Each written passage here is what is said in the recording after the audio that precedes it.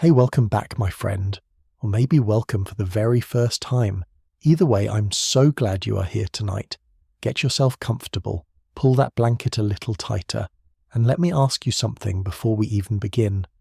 Have you ever wondered what it actually felt like to be a woman who had everything: the title, the gown, the castle, the servants, and yet had absolutely no say in who she spent the rest of her life with? Not a single word. Not even a whispered opinion at the dinner table. Because here is the part that most history books gloss over in about 2 sentences. The noblewomen of medieval and Renaissance Europe, the ones we romanticize in paintings, the ones with the silk sleeves and the pearl necklaces and the faraway look in their eyes, almost none of them chose their husbands. And some of them were already promised to a man before they even lost their baby teeth. So tonight we begin a journey that I've been absolutely burning to share with you.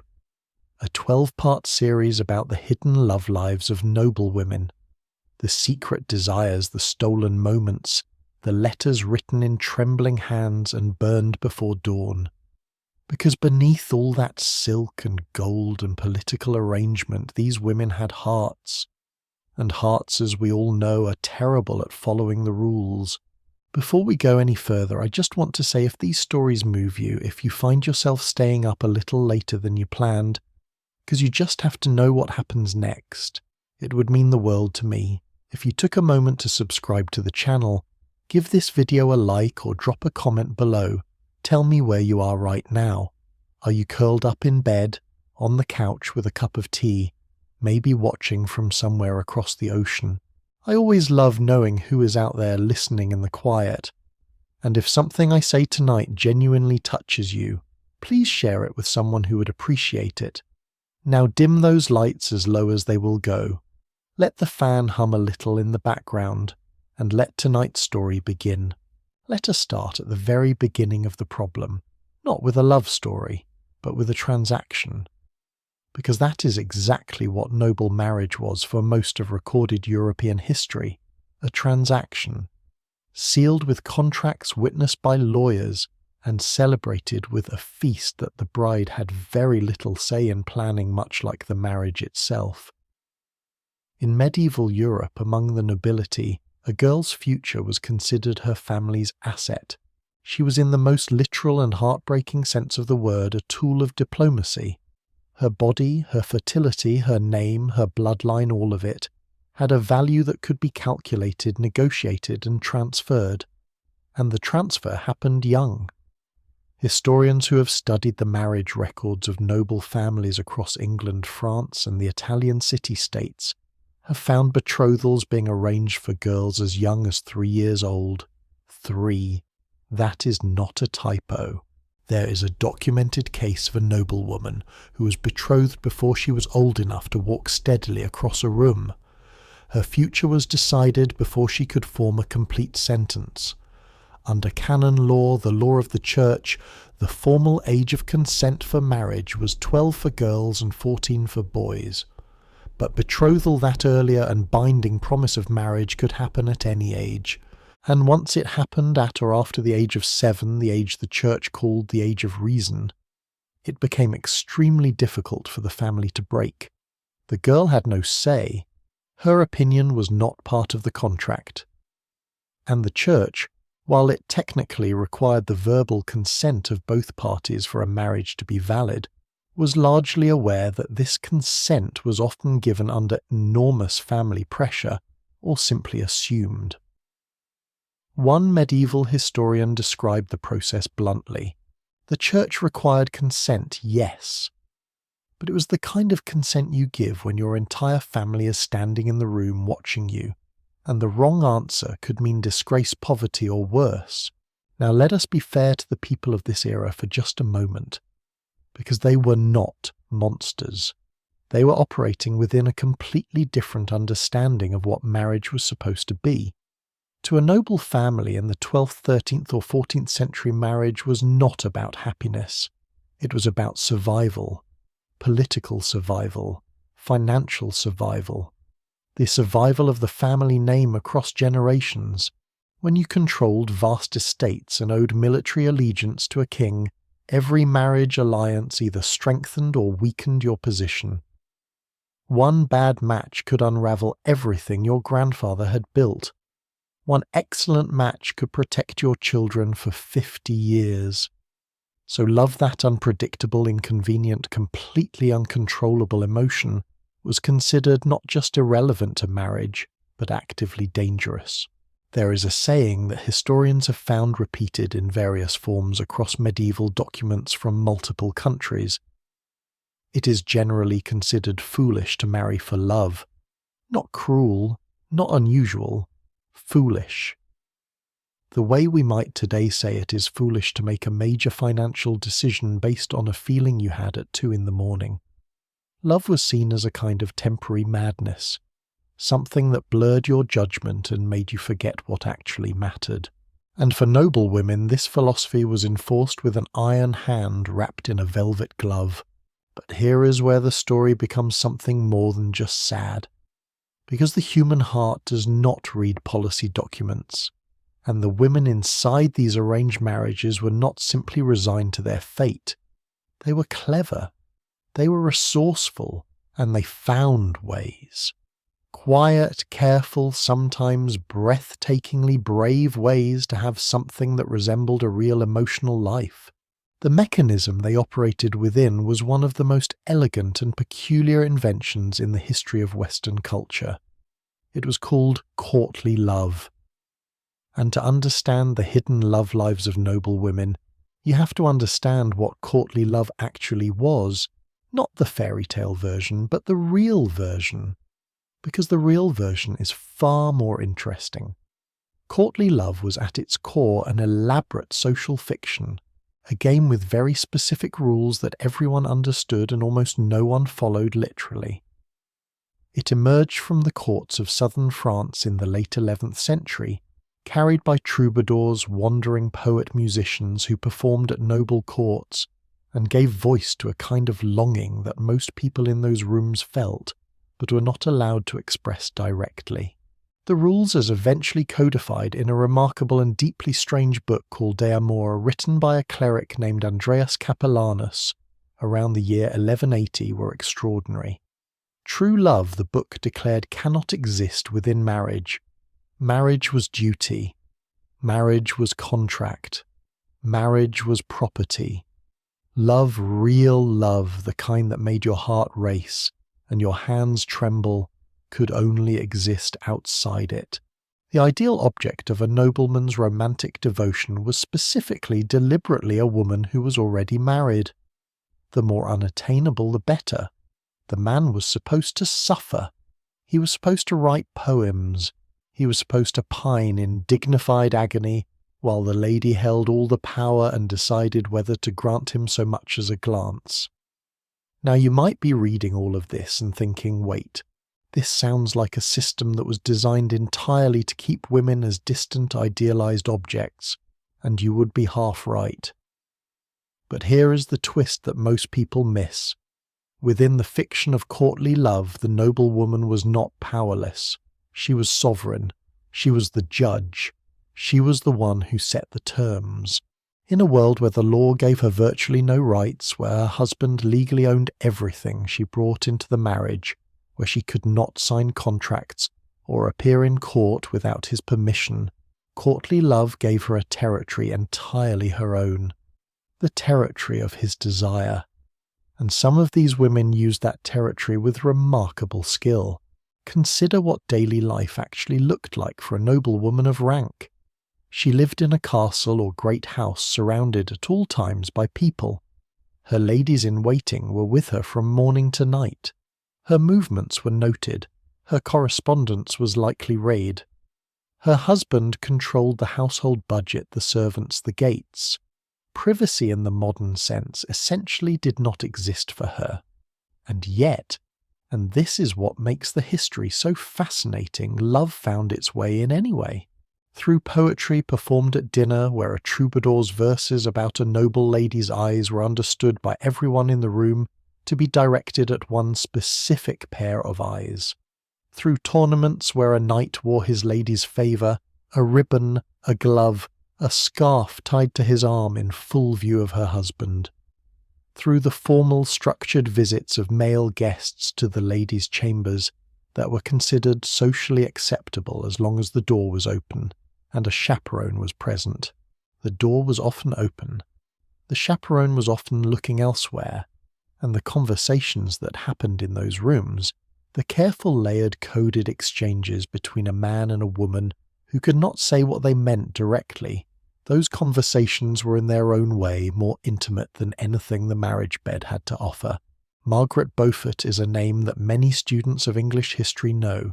She was the mother of Henry VII, the first of the Tudor kings. She was formidable. She was pious.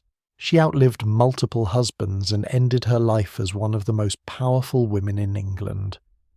But before any of that, she was a 6-year-old girl whose wardship and right of marriage had been granted to a political guardian after her father's death. At 6, her future was sold. At 9, she was rebetrothed by royal command to Edmund Tudor, a man in his mid-20s. At 12 years old, she was married and shortly after became pregnant. At 13, she gave birth to the future King of England. That birth nearly killed her, and it did in fact leave her unable to bear any more children for the rest of her life. She was 13 years old. When historians examine her later life, they find a woman who was extraordinarily careful about every marriage she entered after that first one, who used the power that widowhood gave her, and we will talk about widowhood in depth in a later part of this series because it is genuinely one of the most surprising chapters in the story of noblewomen's freedom to finally have some voice in her own fate. Margaret Beaufort's story is not unique.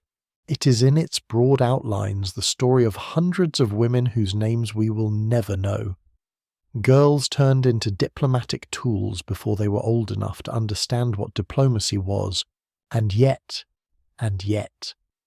there is a persistent and wonderful stubbornness in the historical record, because even within this system, this rigid, calculating, entirely unromantic structure, there are traces everywhere of women who refused to let the machinery of noble marriage crush whatever was alive inside them. A young noblewoman in 15th century England named Marjorie Paston, whose family letters survive and are studied by historians to this day, wrote openly to a man named Richard Carley, a family steward, someone entirely beneath her social station. She told him she considered herself his wife. Her family was furious. The Bishop of Norwich summoned both of them and questioned them separately, hoping one of them would deny the bond. Neither did. Marjorie held firm. She gave up her place in her family, her inheritance, her social standing, and she chose him anyway. She was not by the standards of her world supposed to be capable of that kind of decision, but she made it. That gap between what noble women were supposed to feel and what they actually felt is the space this entire series lives in, and it is a space that turns out to be vast and dark and full of the most extraordinary human stories you have never been told. We have barely scratched the surface tonight. We have established the cage. We have named its bars.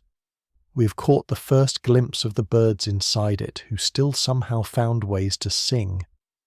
But in the next part we go deeper, because the noblewomen of the medieval and Renaissance world did not just silently endure their arranged lives.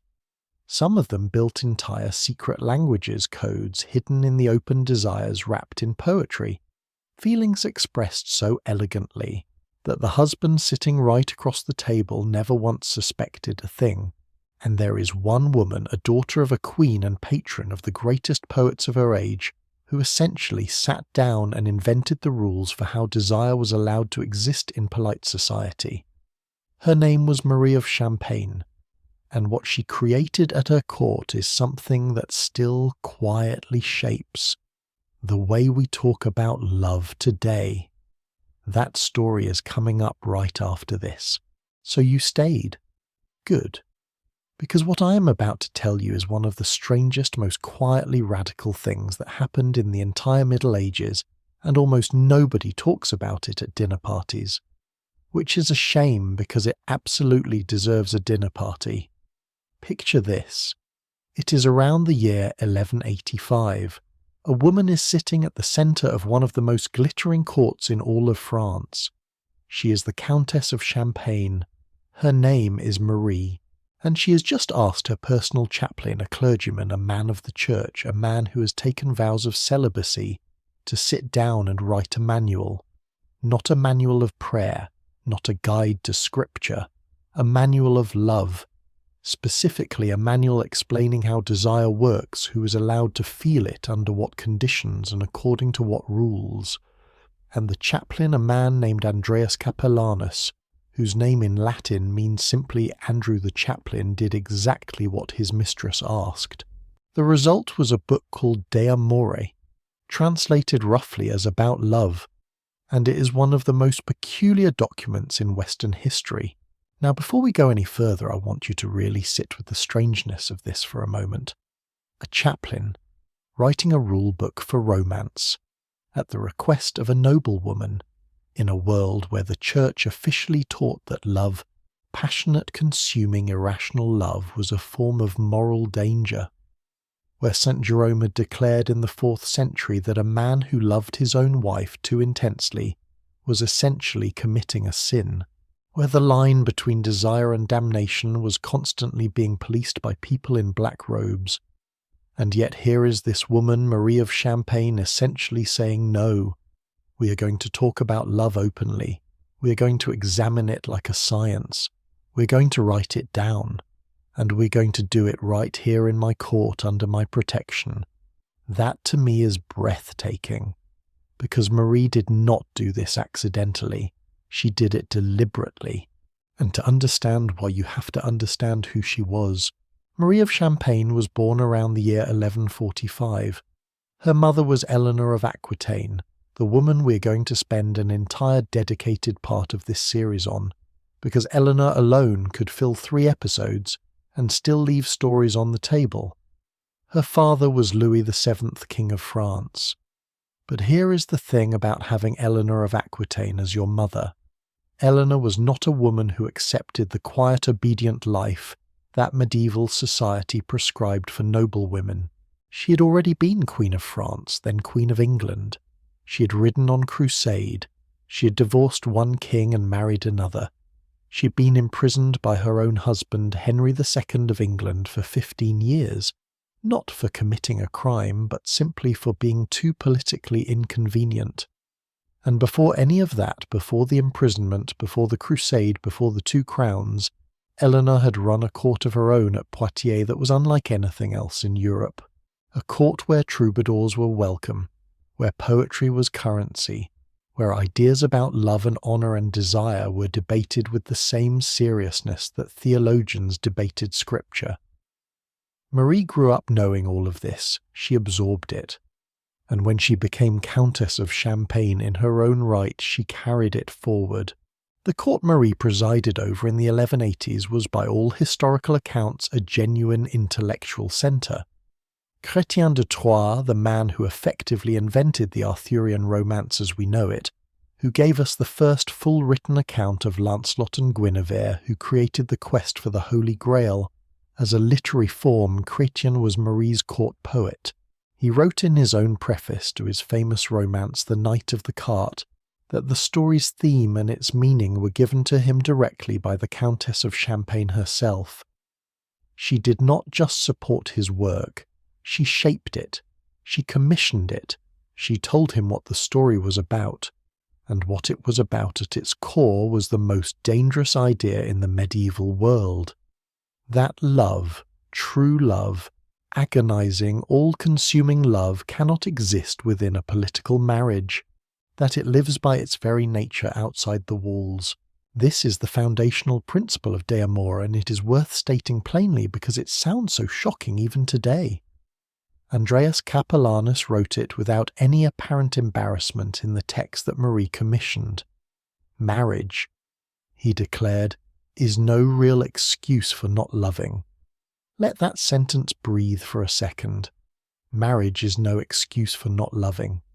He was not talking about loving your spouse more deeply. He was talking about the existence of a whole separate category of emotional life that marriage simply did not cover, and furthermore he argued real love and marriage are fundamentally incompatible by definition, because marriage is about duty, and love as he defined it is a certain inborn suffering derived from the sight of an excessive meditation upon the beauty of another person. Suffering, that is the word he chose.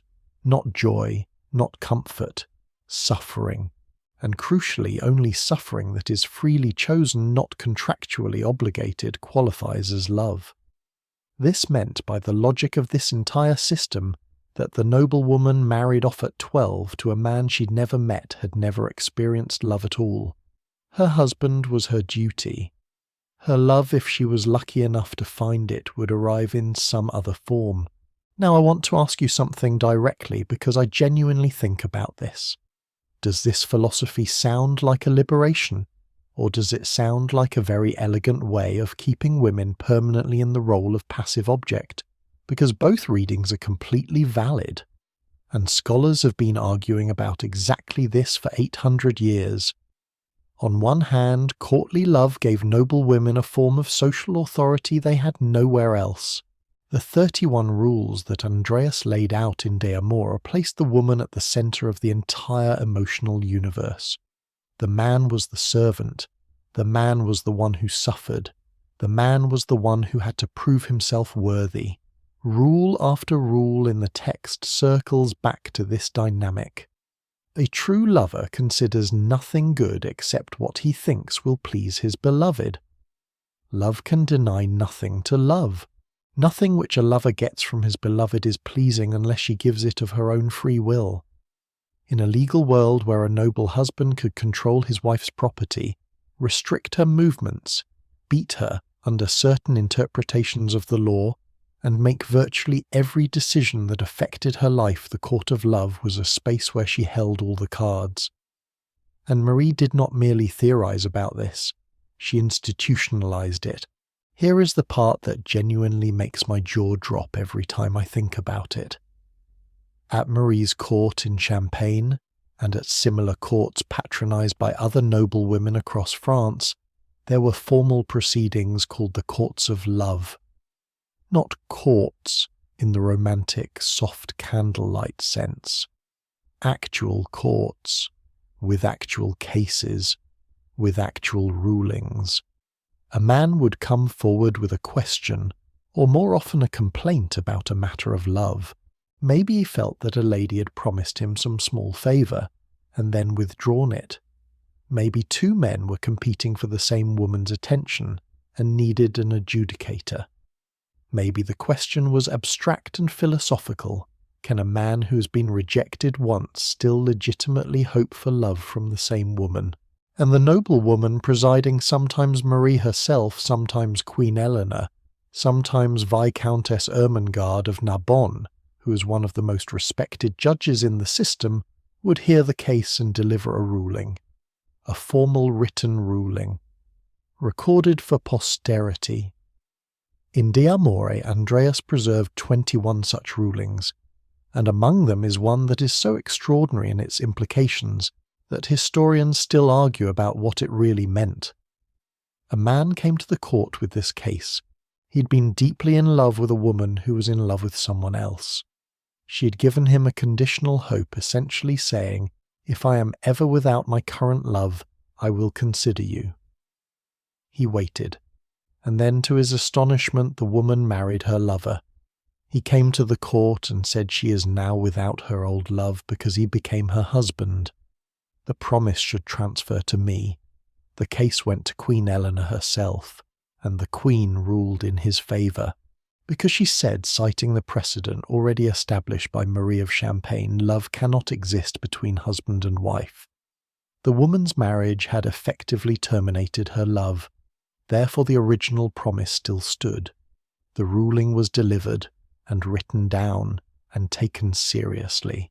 Now, I want to be honest with you about something, because I believe good storytelling requires honesty. Historians debate how literally real these courts of love actually were. Some scholars think they were primarily a literary exercise, a sophisticated intellectual game that gave noblewomen a way to discuss ideas about desire and autonomy in a socially acceptable format. Others believe that real women genuinely sat in these settings and issued genuine rulings on real disputes that carried social weight in their communities. The truth is probably somewhere in between. But here is what I think matters most about this, regardless of whether the courts were literal or largely theatrical. The fact that they existed at all, even as performance, even as intellectual game, tells us something profound about the inner lives of the women who created them. Marie of Champagne did not need a court of love to manage her estate. She did not need it to collect taxes or conduct diplomacy. She created this space because there was a hunger for it. A hunger among educated noblewomen to think seriously, to speak openly, to render judgments in a domain from which they were otherwise entirely excluded, the domain of their own hearts. And now let us look at the specific texture of this system from the inside, because the rules of courtly love were not just abstract philosophy. They played out in real, daily, socially visible behaviour in these courts. A man who was pursuing a noble lady was expected to wear her colours at tournaments. Blue and black indicated faithfulness. Green, and this is one of my favourite small historical details, green was the colour that signalled a lover who had not yet been fully accepted. Hope, but not yet certainty. The lady for her part might send a token, a glove, a ribbon, a small embroidered object to a knight she favoured, and when he wore it in public, everyone in the room understood exactly what it meant, including almost certainly her husband. This is perhaps the most surreal aspect of the whole system when you look at it from the outside. The husband knew, or at minimum he was expected to know and to say nothing, because within the logic of courtly love, the husband was essentially irrelevant to the emotional drama unfolding under his roof. His wife's emotional life, her capacity to inspire devotion to be worshipped from an appropriate distance to hold a knight in respectful and agonized admiration, was understood to exist in a completely separate register from the marriage itself. He had her property, he had her legal person. But this other thing, this mysterious, aching, trembling thing, was not his to control. Of course, the gap between theory and reality was vast, because some of these admiring relationships did not remain at the level of poetry and gloves. Some of them became something else entirely, and the rules of courtly love, for all their elaborate architecture, provided very little practical protection to a noblewoman who crossed the line that separated the acceptable performance of being adored from the unacceptable reality of acting on it. The consequences for women who crossed that line, the real consequences, not the ones in the rulebooks, were brutal. But I want to hold that story for the right moment because it deserves its own space.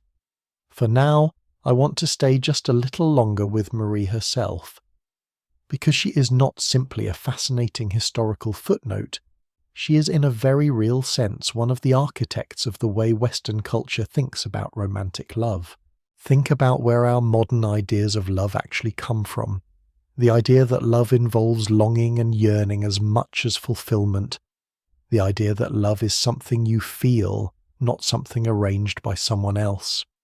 The idea that love ennobles you, makes you a better, braver, more worthy person. The idea that love between two people who choose each other freely is somehow more real than love that was contracted in advance. Every single one of those ideas has its roots in the culture that Marie of Champagne deliberately cultivated, protected, and in many ways invented. Chrétien de Troyes wrote his romances in her court. Andreas Capellanus wrote his rule-book at her request. The troubadours who passed through carried these ideas into courts across France, then across Europe. Dante, writing roughly a century later in Florence, was drawing from this tradition when he described his transcendent love for Beatrice, a woman he had met twice, who was married to someone else who he never spoke to at length, and who became the guiding principle of his entire spiritual journey. That is a direct line from Marie's court to one of the foundational texts of Western literature. And it did not happen by accident. It happened because one woman sitting at the centre of power in 12th century France decided that desire deserved to be taken seriously. That it was not simply a sin to be confessed or a contract to be negotiated. That was in fact the most important thing. There is one more thing I want to leave you with before we move on. A question that Marie herself appears to have been quietly asking throughout all of this. Not just how can desire exist within a world that has no place for it, but something harder, something that I think is at its core a question about power. If a noblewoman's marriage was decided before she could form an opinion about it, if her body and her name and her fortune belonged to a man by contract, if the law gave her virtually no recourse, no exit, no voice, then what did she actually own? What was hers and hers alone in a way that no contract could touch? Marie's answer embedded in everything she built seems to be this: her capacity to inspire love, and the private interior world that love created. No husband could write his name into that. No dowry negotiation could price it. No contract could transfer it. And so quietly, stubbornly, with the cover of poetry and the armour of social convention, noblewomen like Marie claimed it. They made it their territory. And some of them, as we're about to discover, used that territory to do extraordinary things. Because the story we've been telling so far is still largely a story about the rules, about the architecture of desire in a world that feared it. But some women did not stay inside the architecture. Some of them walked out the door, and one of them was Marie's own mother, the most formidable noblewoman in all of medieval Europe. A woman who divorced a king, outlasted another, survived imprisonment, and spent her entire long life refusing to be anyone's property. Eleanor of Aquitaine. And that story, which begins with a teenage queen deciding she has had enough of playing her assigned role, that story's waiting for you right in the next part. Right. Where were we? Ah, yes. Eleanor of Aquitaine. The woman who made 2 kings of Europe chase after her, divorced one of them, outwitted the other for 15 years, survived imprisonment, outlived almost everyone she ever knew, and still died at the age of 80, which in the 12th century was essentially a miracle. I want to be upfront with you about something before we begin. There is a version of Eleanor's story that has been told so many times it has become almost myth. The version where she is simply the great queen of courtly love, the woman who invented romantic culture, who presided over glittering courts of poetry and passion, who lived a life so extraordinary it could only belong to legend. That version is partly true. But here is what I find even more interesting. The parts that are true, the verifiable, documented, undeniable parts, are stranger and more human and more heartbreaking than the legend. And the parts that were exaggerated by later storytellers were exaggerated for a reason. Because Eleanor made people uncomfortable. She was a noblewoman who kept refusing to behave like one, and they could not quite figure out what to do with her. Let us start at the very beginning of her adult life, because the context matters enormously here. Eleanor was born around the year 1124 in the Duchy of Aquitaine, a vast culturally rich region in what is now southwestern France. Her family was extraordinary even by the standards of medieval nobility. Her grandfather, her father's father, was William IX of Aquitaine. He is remembered by historians as the very first troubadour whose work has survived. Not a patron of troubadours, not an admirer of troubadours, the troubadour himself, a ruling duke who wrote songs, explicit, witty, sometimes scandalous songs about love and desire and the game between men and women. He was excommunicated by the church twice in his lifetime, once for a military adventure, and once essentially for his love life. He installed his mistress in a tower in his own castle, and refused to send her away even when his wife objected, and the church objected, and everyone objected. And this was the family Eleanor grew up in. This was the blood she came from. The granddaughter of a man who treated desire as something worth writing down, worth singing about in public, worth defending against all comers. When Eleanor's father died in 1137, she inherited the Duchy of Aquitaine at the age of 13. Overnight, she became the wealthiest heiress in all of Europe, and within months, faster than she had time to grieve, faster than anyone could have prepared, for she was married off to the heir to the French throne. His name was Louis. He became King Louis VII of France within weeks of the wedding, and almost immediately the two of them could not have been more different. Louis was pious, cautious, and deeply serious about his religious obligations. Contemporaries described him as more monk than king. Eleanor was vivacious, politically opinionated, and had grown up in a court where poetry and music and lively debate were the normal texture of daily life. One 12th century chronicler put it rather memorably. He said that Eleanor discovered she had married a king when she'd expected to marry a man. That is probably not entirely fair to Louis. He adored Eleanor by all accounts, but adoration can be its own kind of suffocation. The first real public rupture came during the Second Crusade in the years 1147 and 1148. Eleanor insisted on accompanying Louis to the Holy Land. She brought with her reportedly 300 of her ladies-in-waiting. Contemporary accounts described them riding out dressed elaborately, which struck the more austere members of the crusading army as rather beside the point. But Eleanor had her own reasons for going. Her uncle Raymond of Antioch governed a crucial crusader state in what is now northern Syria. And when the army reached Antioch, Eleanor and Raymond began having long private conversations about military strategy. Eleanor supported her uncle's tactical approach. Louis, for various political and religious reasons, disagreed. The argument that followed was not just about military tactics. It cracked the marriage open. Louis had Eleanor physically removed from the palace in the middle of the night and forced back onto the journey. She was not consulted. She was not convinced. She was simply moved, like a piece of furniture. The woman who had grown up in the most culturally sophisticated court in France, who'd been raised to believe that her opinions had weight, was picked up and carried because her husband had decided the conversation was over. Something shifted in Eleanor after Antioch, something that would not shift back. By 1152, after 15 years of marriage, the union was dissolved. The official reason given was consanguinity, the church's term for the couple being too closely related by blood. They were technically third cousins once removed, but historians who have examined the record with care point out that this relationship had been known since before the wedding. Nobody had been troubled by it for 15 years.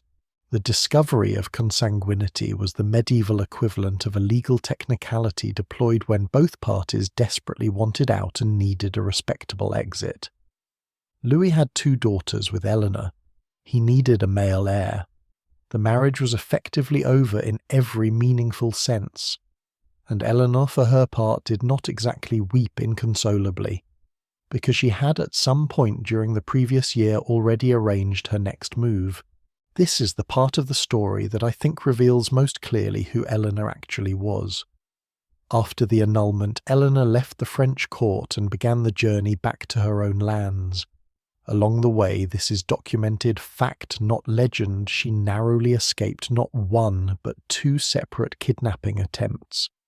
2 different noblemen tried to capture her independently of each other in order to force her into marriage and take control of Aquitaine. She outmaneuvered both of them.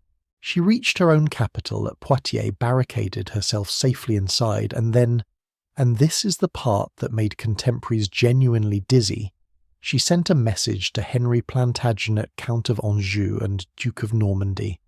The message essentially said, "Come marry me. Now." Henry was 20 years old. Eleanor was nearly 30. He was 11 years her junior, and she had chosen him, not the other way round.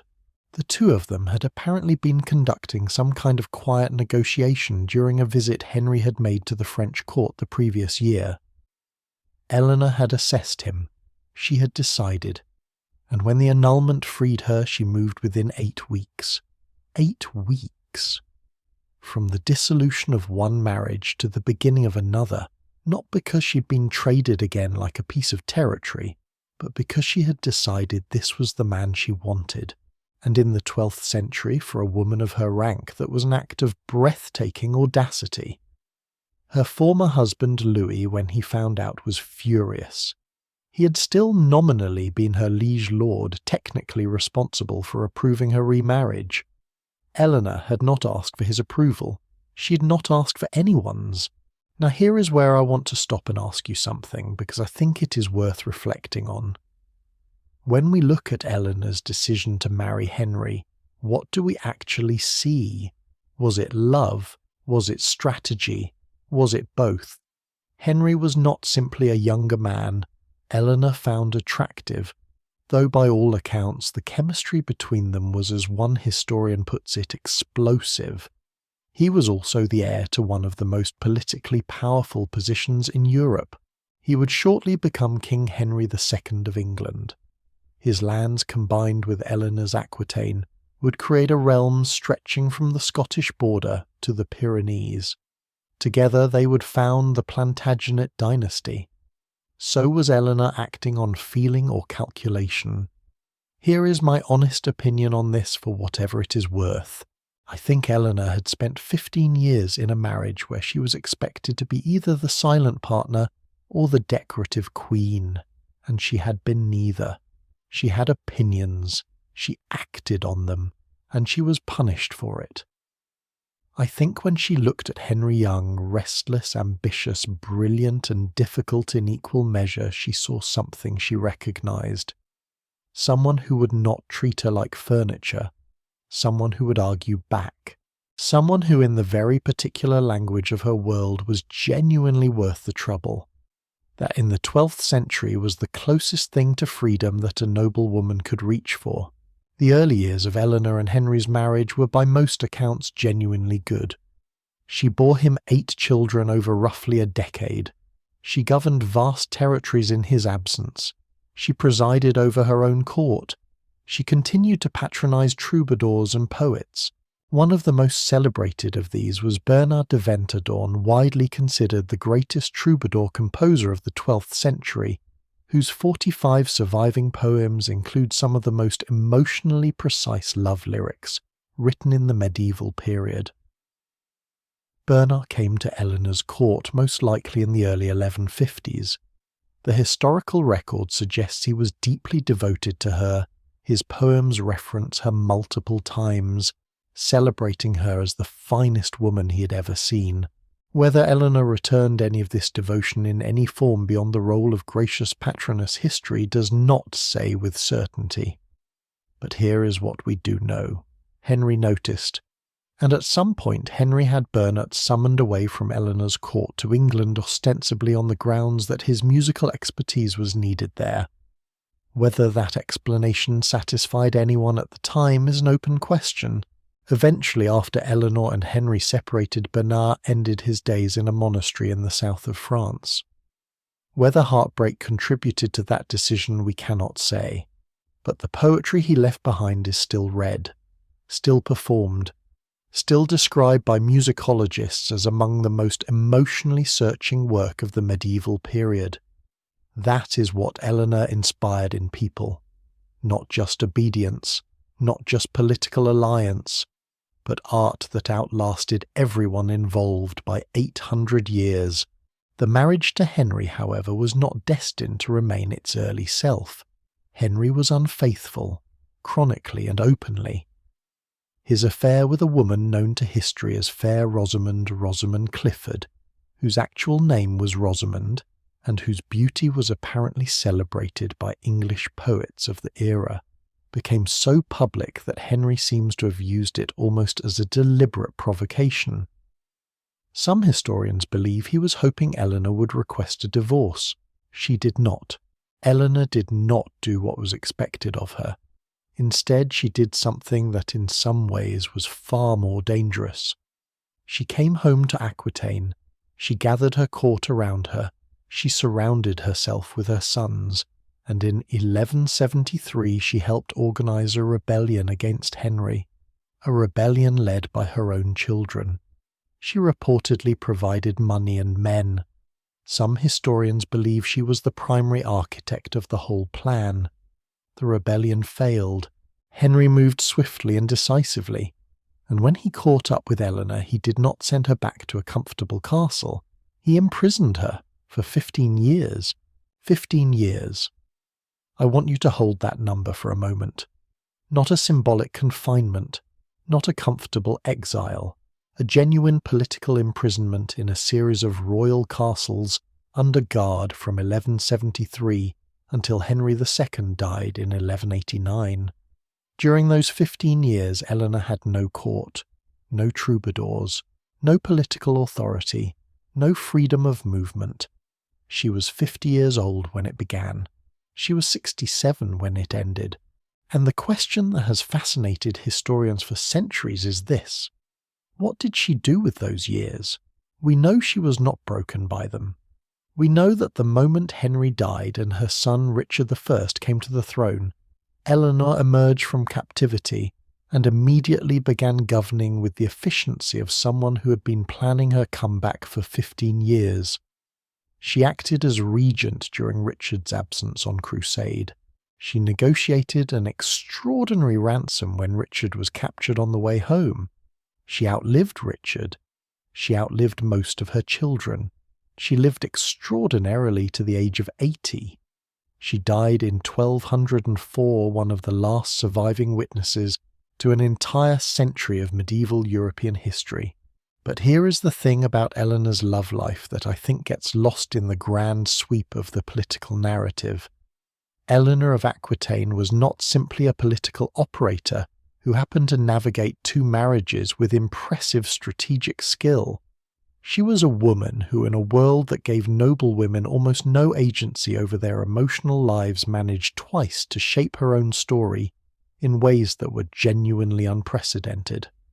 Her first marriage was arranged, but she is the one who ended it on her own terms, on her own timeline. Her second marriage was her own choice. She chose the man. She set the conditions. She walked into it with her eyes fully open, and when it stopped serving her, when her husband used infidelity as a weapon, and their relationship curdled into something bitter and combative, she did not quietly accept it. She picked a side. She fought. And yes, she lost that particular battle. 15 years in a castle is a high price. But here is the thing. Even in captivity, Henry could not erase what Eleanor had built. The culture she had patronized kept spreading. The troubadour tradition she had nourished kept flowering. The ideas her daughter Marie would codify in her court at Champagne, the ideas we spent the last part exploring, those ideas had their roots here in the world Eleanor had made possible. You cannot imprison that. There is one final thing I want to say about Eleanor before we move on, because I think it is the most important thing. The legend of Eleanor as the queen of courtly love, the woman who invented romantic passion as a cultural ideal, has been, as historians carefully point out, somewhat overstated. She did not invent courtly love. The troubadour tradition had begun before her time. The courts of love, as described by Andreas Capellanus, were almost certainly a literary device rather than literal institutions. Eleanor did not sit in a throne and issue formal rulings on matters of the heart. That part is myth. But the reason the myth formed around her specifically is worth understanding, because there is always a reason myths choose the people they choose.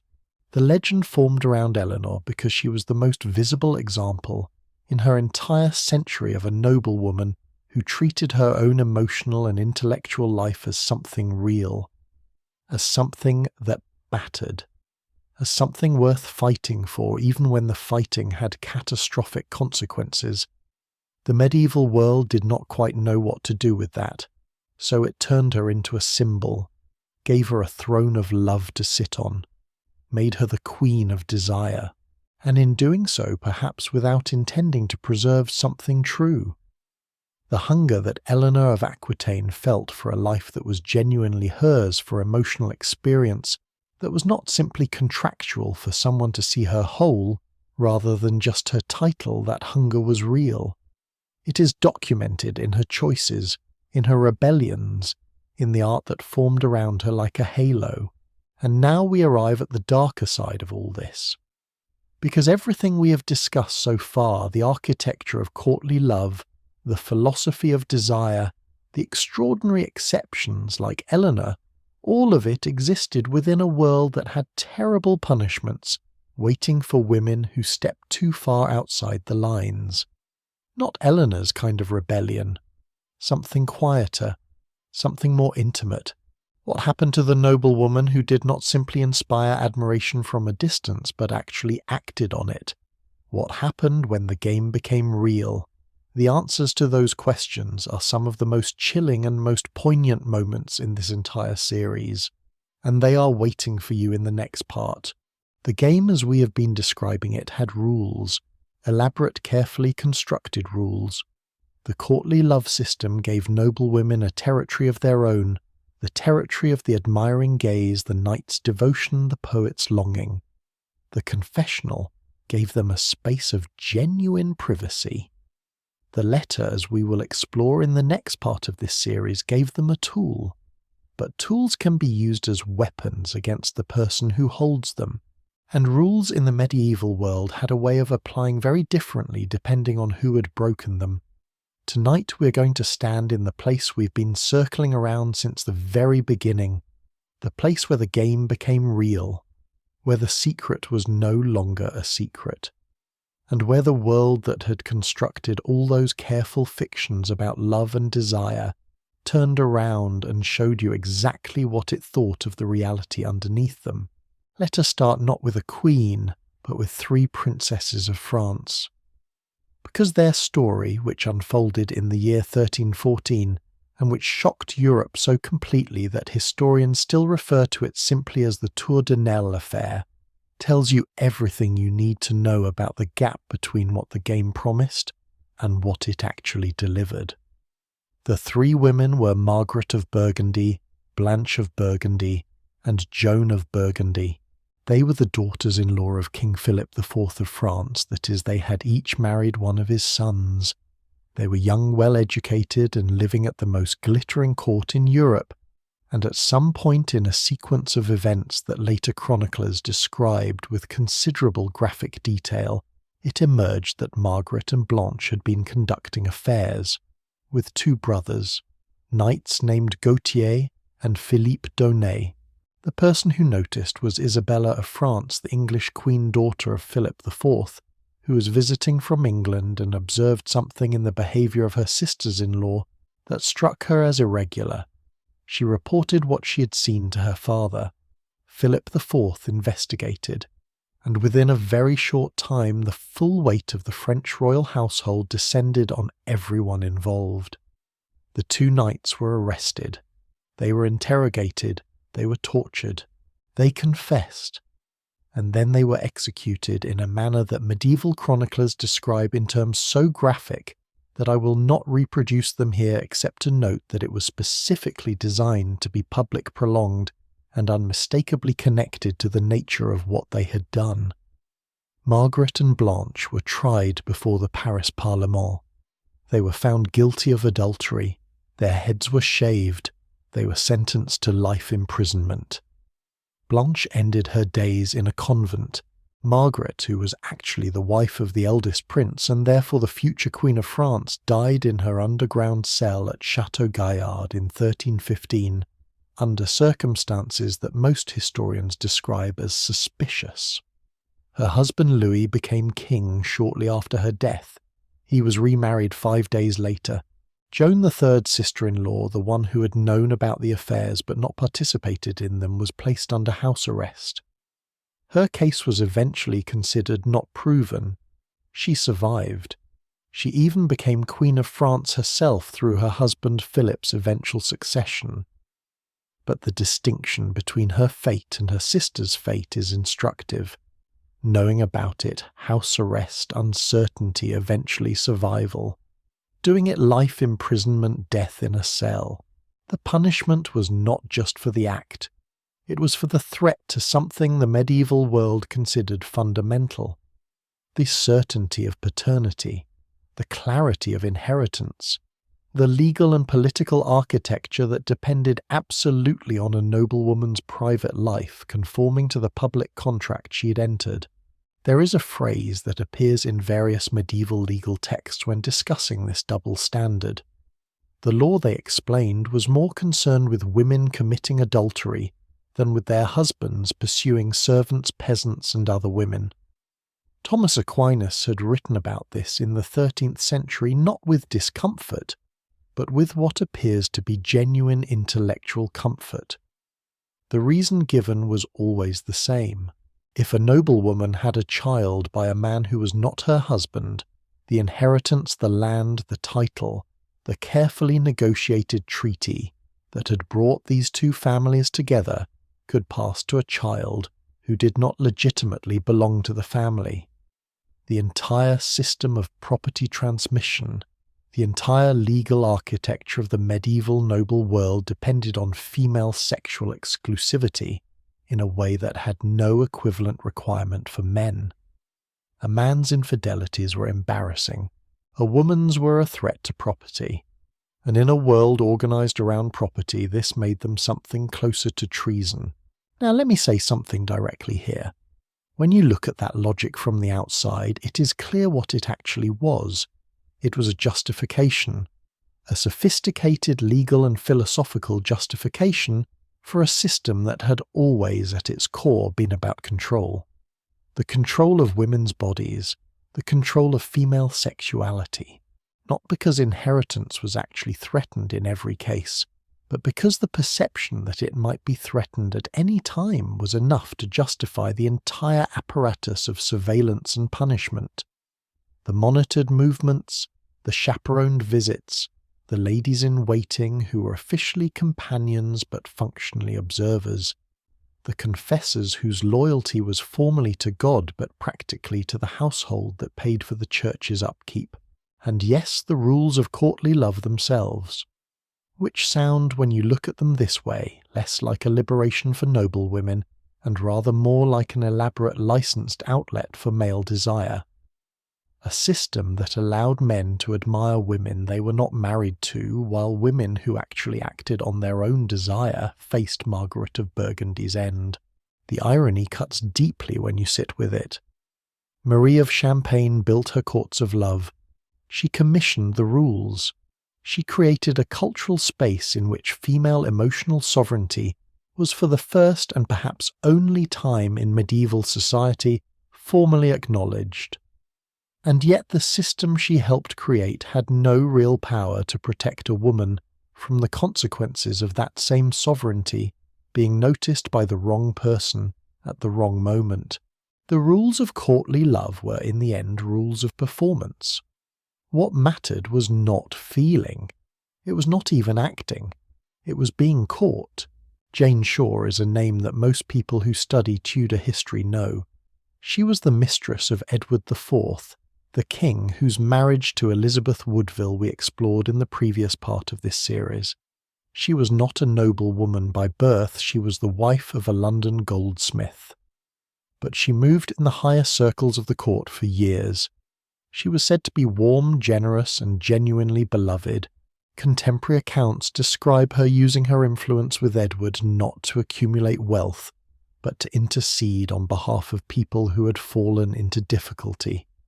Even Thomas More, writing decades later, and not exactly inclined to sentimentality, described her with what reads as genuine admiration. He called her witty and cheerful, and said she was the kindest of the three women who had influence with Edward. For the years of Edward's reign, Jane Shore occupied a position that was precarious, but by the standards of the time survivable. Then Edward died in 1483, and everything changed in exactly the way you might expect when a woman's position depends entirely on the continued goodwill of one specific powerful man. Richard III, Edward's brother who had seized the throne from Edward's sons, had Jane Shore arrested. He accused her of sorcery and witchcraft in connection with Edward's former allies. He demanded she perform public penance. She was made to walk through the streets of London in a thin shift, carrying a candle in front of crowds who'd been assembled specifically to witness her humiliation. She was then imprisoned at Ludgate. The penance was designed not simply to punish her, it was designed to erase her, to take the woman who had moved through the higher circles of English society with charm and influence and goodwill, and to reduce her publicly and deliberately to an object of shame. She survived. She was in fact eventually married by the Solicitor General who had been sent to investigate her, and apparently found her compelling rather than contemptible. But her story illustrates something about the price that could be extracted from a woman, particularly a woman without the protection of her own noble family or substantial inherited wealth. When the political winds shifted, and the man who had shielded her was no longer there. Jane Shore had done nothing different in the final years of her life from what she had done throughout the reign of Edward IV. The same woman, the same choices. But without the protection of a royal favour, the identical behaviour became grounds for public shaming and imprisonment. And then there is Anne Boleyn, about whom I feel the need to say something careful because Anne's story has been told so many times in so many different registers that it risks becoming a cliché. The ambitious woman who rose too high, the tragic queen who fell, the Protestant martyr, the feminist icon. All of these things have some truth in them. But what I want to focus on tonight is something slightly different. Not the drama of Anne's fall, though the drama is real and extraordinary, but the mechanism of it, the specific way in which the accusation was constructed. Because it tells us something precise and important about how the system worked when it wanted to destroy someone. By the spring of 1536, Anne had been Queen of England for approximately 3 years. She'd given Henry a daughter, the future Elizabeth I. She had miscarried several times after that, including a pregnancy in January 1536 that may have been a male child. Henry was already paying significant attention to Jane Seymour, one of Anne's own ladies-in-waiting.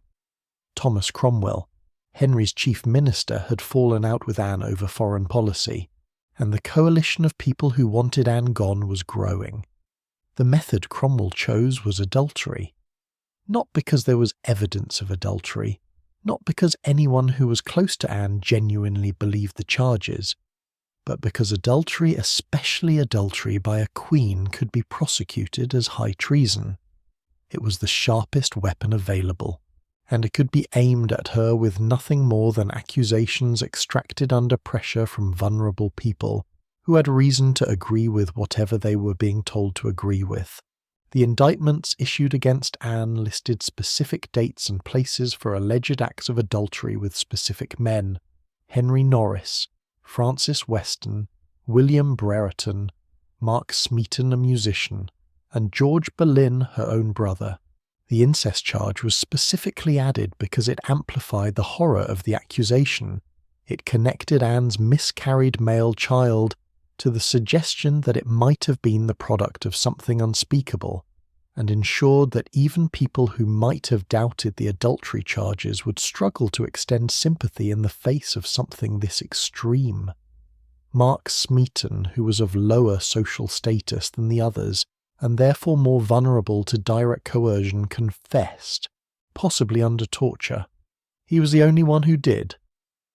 Norris, Weston and Brereton all maintained their innocence to the end. George Boleyn maintained his innocence at a trial before a jury that included his own father. Anne herself was tried before a panel of 27 peers. She defended herself eloquently. She was found guilty. On the 19th of May, 1536, Anne was taken to the scaffold on Tower Green. She was approximately 29 or 35 years old, depending on which scholarly estimate of her birth year you accept.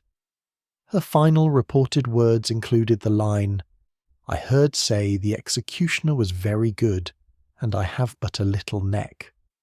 And then she laughed. I have thought about that laugh more than almost anything else in this series, because it is one of the most precise and contained pieces of human expression I have ever encountered in the historical record. The woman had been convicted on charges that almost every historian since has assessed as fabricated.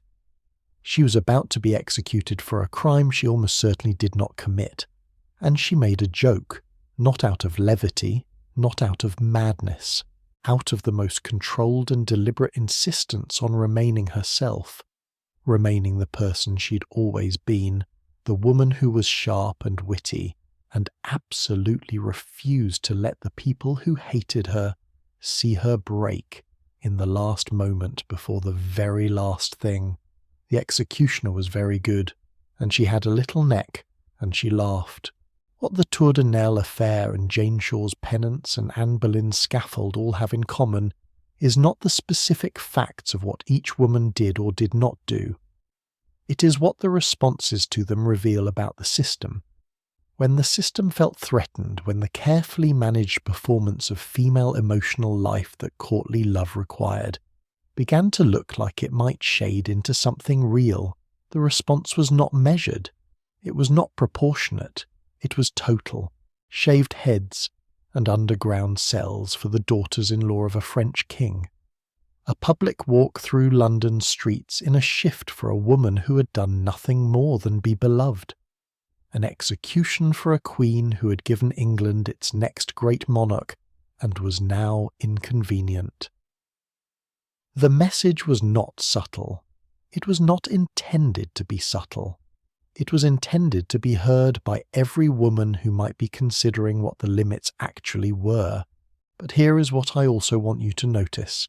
Even knowing this, even knowing the full weight of what could fall on a noblewoman who was discovered, whose private life became a matter of public record at the wrong moment women still reached for love, still wrote letters, still built networks, still found ways.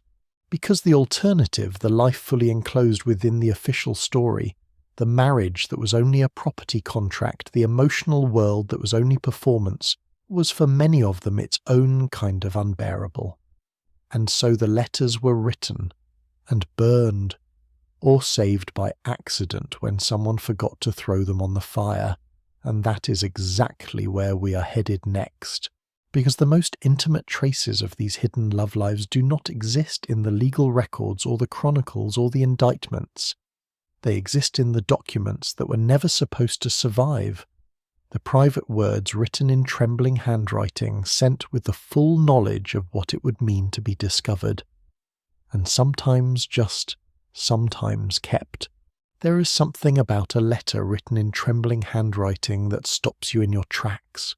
Not a typed message, not a text sent in 3 seconds and read in 2. A letter written by hand by candlelight in a language that was not even standardized yet, where the spelling changed from line to line because there were no dictionaries to consult and no one had agreed on the rules. A letter that had to travel by messenger by horse through roads that were sometimes impassable in winter, knowing that it might be intercepted at any point by a brother, a husband, a servant loyal to the wrong person. And yet, women wrote them anyway. They wrote them with everything they had, and some of those letters survived. A few hundred years later they landed in archives, in library collections, in glass cases, in museums, and when scholars finally got around to reading them carefully, really reading them not as historical curiosities, but as actual human documents, what they found was remarkable. Not the formal, distant, transactional language you might expect from medieval women. Something far more alive. Something that sounds in certain passages exactly like a text message you might send someone at midnight when you cannot sleep because you cannot stop thinking about them. Let us start with a number that I find both delightful and deeply moving. The oldest surviving Valentine greeting in the English language was written in February of the year 1477, not by a great queen, not by a famous noblewoman, by a young woman named Marjorie Brews. She was probably somewhere between her late teens and early 20s. She lived in Topcroft, a village in Norfolk, England. The man she was writing to, a gentleman named John Paston III, was 33 years old, had been unsuccessfully searching for a wife for nearly a decade, and had pursued at least 10 potential matches that had all fallen apart mostly over the question of money. Marjorie had been sitting across that threshold for some time. Her father felt she could do better financially. John's family felt the dowry offered by the Brews family was insufficient. The negotiations had stalled, and so Marjorie sat down. Actually, she dictated, because in the way of many medieval women, she almost certainly could read but probably could not write, and she told a clerk what to put on the page. She addressed John as "my right well-beloved Valentine." She told him that her heart loved him above all earthly things. She said, and this is the line that I genuinely think would reduce most people to emotional rubble if they heard it in the right context, that even if he had only half the estate he currently possessed, she would still be the merriest maiden on earth to have him. And then at the very end of the letter she added one more line. She begged him not to let any living person on earth see this letter except himself. She did not want anyone else to read it. She was writing something private, something real, something that belonged only to the two of them. Of course, she had no idea she was marrying into the Paston family, a family that saved everything. A family whose habit of preserving every scrap of correspondence would one day result in over 1,000 surviving letters and documents being held at the British Library in London, making the Pastons the most thoroughly documented family of medieval England. Marjorie's secret note to her Valentine has been read by historians, journalists, and curious people around the world for 5 centuries. If she knew, I think she would have very mixed feelings about it. But the Valentine letter is just the beginning, because what the full Paston archive reveals is something that changes the way you think about love and literacy and private life in the medieval world. In a society where almost no one expected correspondence to survive, where letters were written for immediate practical purposes and rarely preserved with posterity in mind, the Paston women found a way to use the letter as something else, as a container for the things they could not say out loud. Margaret Paston, the mother of the family who managed the estates, dealt with violence and legal disputes, and the chaos of the Wars of the Roses, who dictated most of her 600-odd letters to male scribes, because her own handwriting was not considered appropriate for formal correspondence. Even Margaret, through the careful analysis of forensic linguists in recent decades, turns out to have been quietly editing her own scribes. Her authentic voice breaks through in specific grammatical patterns, in unconscious pronoun choices, in a linguistic fingerprint that survived the filters of the men who held the pen. She was always there, beneath the surface of the formal document, writing in code in a sense. The code of someone who had learned to exist in a world that did not quite account for her. Now, before we go any further, I want to pause here and acknowledge something, because I think there is a question worth asking directly. Why are we so moved by these letters? Is it just because they are old? Is it the historical curiosity of it? The novelty of finding out that people in the 1400s had feelings we recognize? Or is it something else? I think it is something else. I think what moves us about these letters is the recognition that the women who wrote them were trying to solve a problem that has always existed. The problem of how to be fully present inside a life that was not entirely your own. How to feel something real in a world full of structures designed to manage and contain what you felt. How to reach across the distance between yourself and another person when every mechanism of your society was trying to ensure that distance stayed in place. The letter was one of the very few tools these women had. and they used it with extraordinary ingenuity. Let us go back further, much further, to the 12th century, to Paris, and to a woman whose letters are in the opinion of many scholars who have spent their careers with medieval texts, some of the most extraordinary documents to survive from the Middle Ages. Her name was Eloise. She was born around 1101. She was the niece of a canon of Notre Dame Cathedral in Paris, a man named Fulbert, who was by all accounts devoted to her education. By the time she was a teenager, Eloise had a reputation for learning that was genuinely unusual for a woman of any era, let alone the 12th century. She was fluent in Latin, which was the language of scholarship and the church.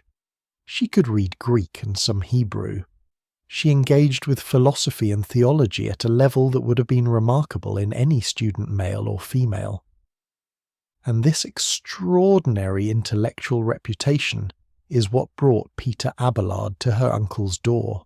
Abelard was at the time the most celebrated philosopher and teacher in Europe. His lectures in Paris drew students from across the continent. He was brilliant, charismatic, and ferociously ambitious, the kind of man who made enemies everywhere he went precisely because he was never willing to hide how intelligent he thought he was. He was 47 years old. He proposed himself to Fulbert as Eloise's private tutor. Fulbert, dazzled by the reputation of the man and genuinely committed to his niece's education, agreed. Abelard moved into the house. The lessons began. And what followed, as Abelard himself would later describe in his extraordinary autobiographical letter, the one he called The Story of His Misfortunes, was one of the most consequential love affairs in medieval history. Abelard wrote that he had deliberately set out to seduce Eloise. He was in his own account calculating and deliberate. He used the access her uncle granted him, the privacy of the tutoring sessions, the cover of scholarship, to pursue her.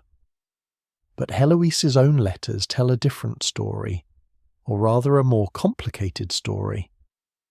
Because Eloise was not simply a young student overwhelmed by an older man's attentions. She was a woman with deeply formed opinions about love, about marriage, about the relationship between passion and freedom.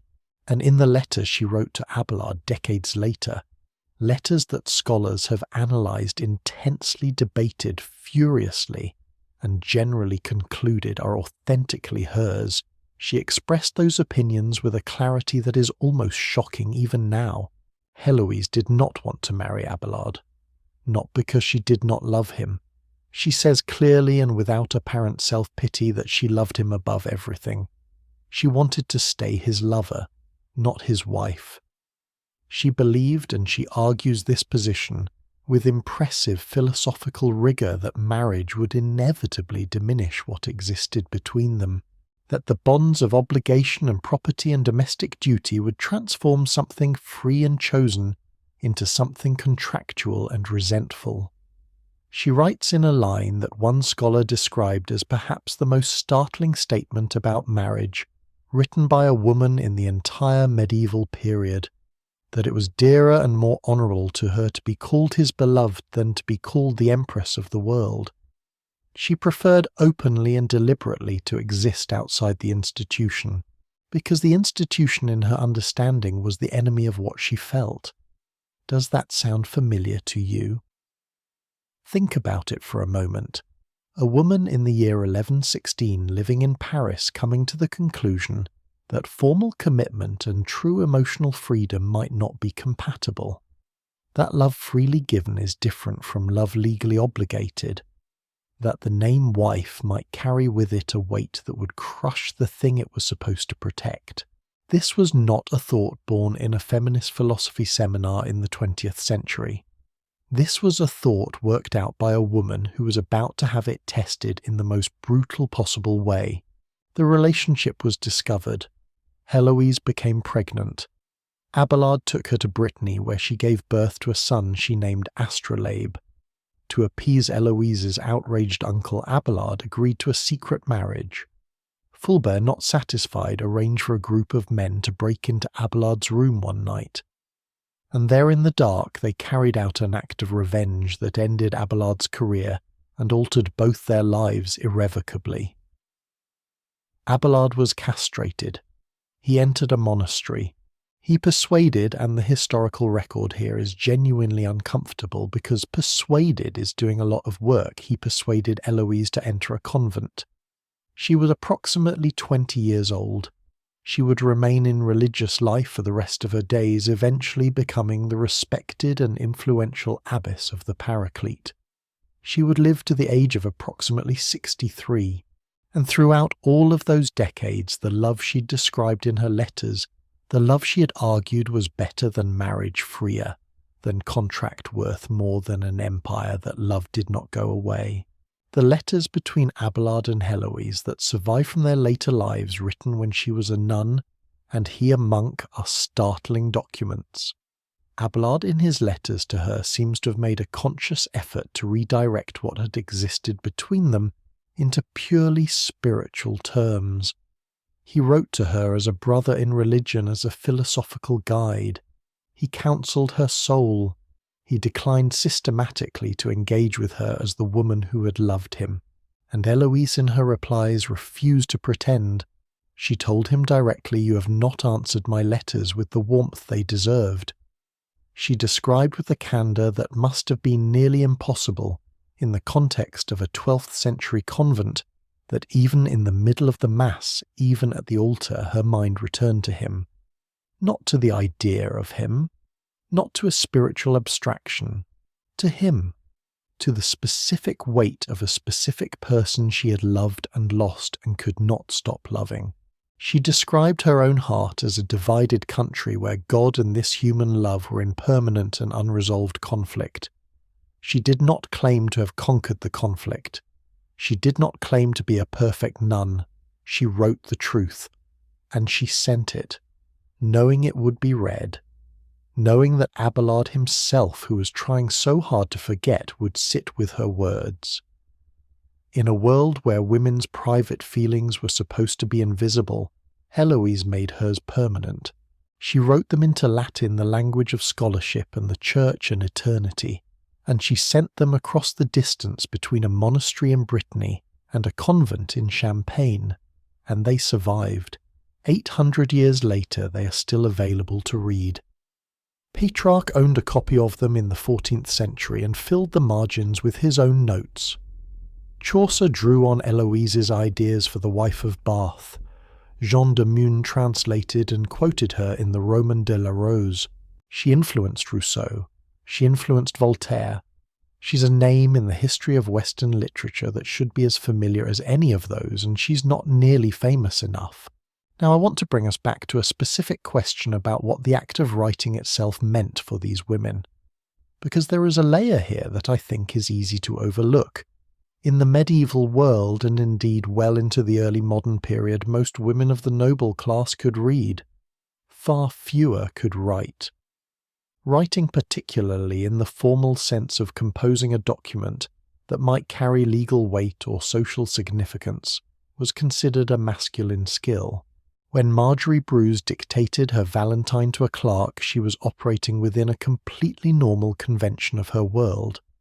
The letter was hers. The hand that formed the letters was not. And yet, as forensic linguists who have spent years analysing the Paston archive have pointed out, the woman's voice survived the scribe. It leaked through in grammar, in pronoun choices, in the rhythm of sentences. The scribes were trying to capture someone's words, and in doing so they captured her. This means something rather profound. Even in the act of physical writing, which was supposed to be male territory, the woman found a way through. The letter was a technology of survival, a method of existing in a record that was not supposed to include you. And then there is the question of what happened to letters that were never meant to survive at all. Because for every Marjorie Bruce whose letters ended up in an archive by accident, there were hundreds of women whose letters were destroyed deliberately, before dawn, before a husband came home, before a servant could find them. The historian Alison Weir, who has spent decades examining the documentary record of medieval and Tudor England, notes that the extraordinary rarity of surviving personal correspondence from noblewomen is not simply a product of time and decay. It is a product of deliberate destruction. Women destroyed their own letters. They asked their correspondents to burn what they had received. The absence of the letter was in many cases as carefully managed as the content of the letter itself, which means that the record we have these precious accidental survivals, the Paston archive, the letters of Heloise, the occasional private note that escaped the fire simply because someone kept it, without understanding that they should not represent only the thinnest sliver of what was actually written. The silence in the archive is its own kind of story. And behind that silence there is an ocean, one more letter, one more woman. Before we move on, in 1515 a young English noblewoman named Mary Tudor Henry, the eighth's younger sister, not the Queen, was sent to France to marry King Louis XII. She was about 18 years old. Louis was 52. He was described by contemporaries as gout-ridden, elderly, and already unwell. The marriage was in the most naked sense a diplomatic arrangement. Mary went. She did her duty. Louis died 3 months after the wedding. And Mary, widowed at 18 after a 93-day marriage to an old man she had never chosen, did something extraordinary. She had made her brother a promise before leaving England. She had told Henry that she would marry the first husband of his choosing without complaint, meaning she would accept Louis without resistance on one condition. If she was widowed, she would be allowed to marry whomever she wished. Henry had agreed, and so before the French court had even formally processed the king's death, before the mourning period was properly observed, before anyone had a chance to stop her, Mary secretly married the man she had always wanted, Charles Brandon, Duke of Suffolk, her brother's closest friend, the man she had apparently been in love with for years. She did not wait. She did not write letters debating whether this was wise. She walked into a room with a priest and a few witnesses, and she married Charles Brandon, and it was done. Henry, when he found out, was furious. The secret marriage technically required royal permission, and it had not been sought. Henry threatened consequences. Brandon wrote desperately apologetic letters trying to salvage his position, and Mary, the woman who had sat through 93 days of marriage to an elderly king because her brother needed an alliance, wrote to Henry with quiet, steady firmness. She reminded him of the promise. She had kept her end. She expected him to keep his. Henry forgave them. They were fined heavily. And then they were allowed to go home. Mary Tudor and Charles Brandon remained married until her death in 1533. People who knew them described the marriage as genuinely loving. She had decided years before she ever set foot in France what she wanted. She had found a mechanism to make it possible, and she had moved with extraordinary decisiveness the moment the window opened. Not a letter, but a kind of writing on the wall in the very oldest sense, a statement of intention made permanent before anyone could talk her out of it. What I keep coming back to when I spend time with these documents, these letters, these negotiations, these improbable survivals from a world that was not supposed to preserve women's inner lives, is a feeling that is hard to name exactly. It is something between admiration and grief. Admiration for the ingenuity and courage of women who found ways to express, to reach, to connect in conditions designed to make all of that impossible. And grief for everything that did not survive, for the 1,000 letters burned by the women who wrote them, for the feelings that never made it onto paper at all, for the Marjorie Bruises of the world who had no clerk to dictate to no archive family to accidentally preserve their words. The women who felt everything and left nothing behind. But here is what strikes me most deeply about all of this.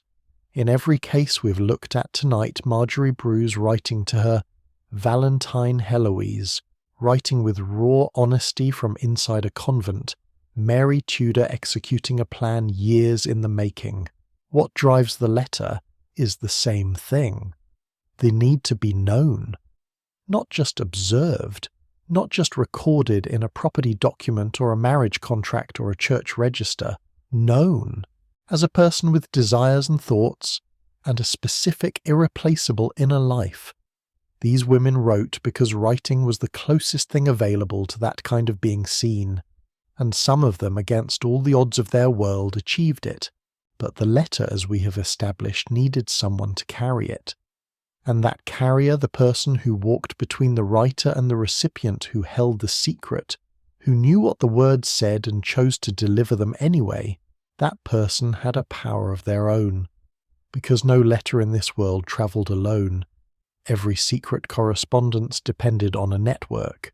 A maid who could be trusted, a confessor who would stay silent, a friend who understood the stakes, and in the next part we step inside that network.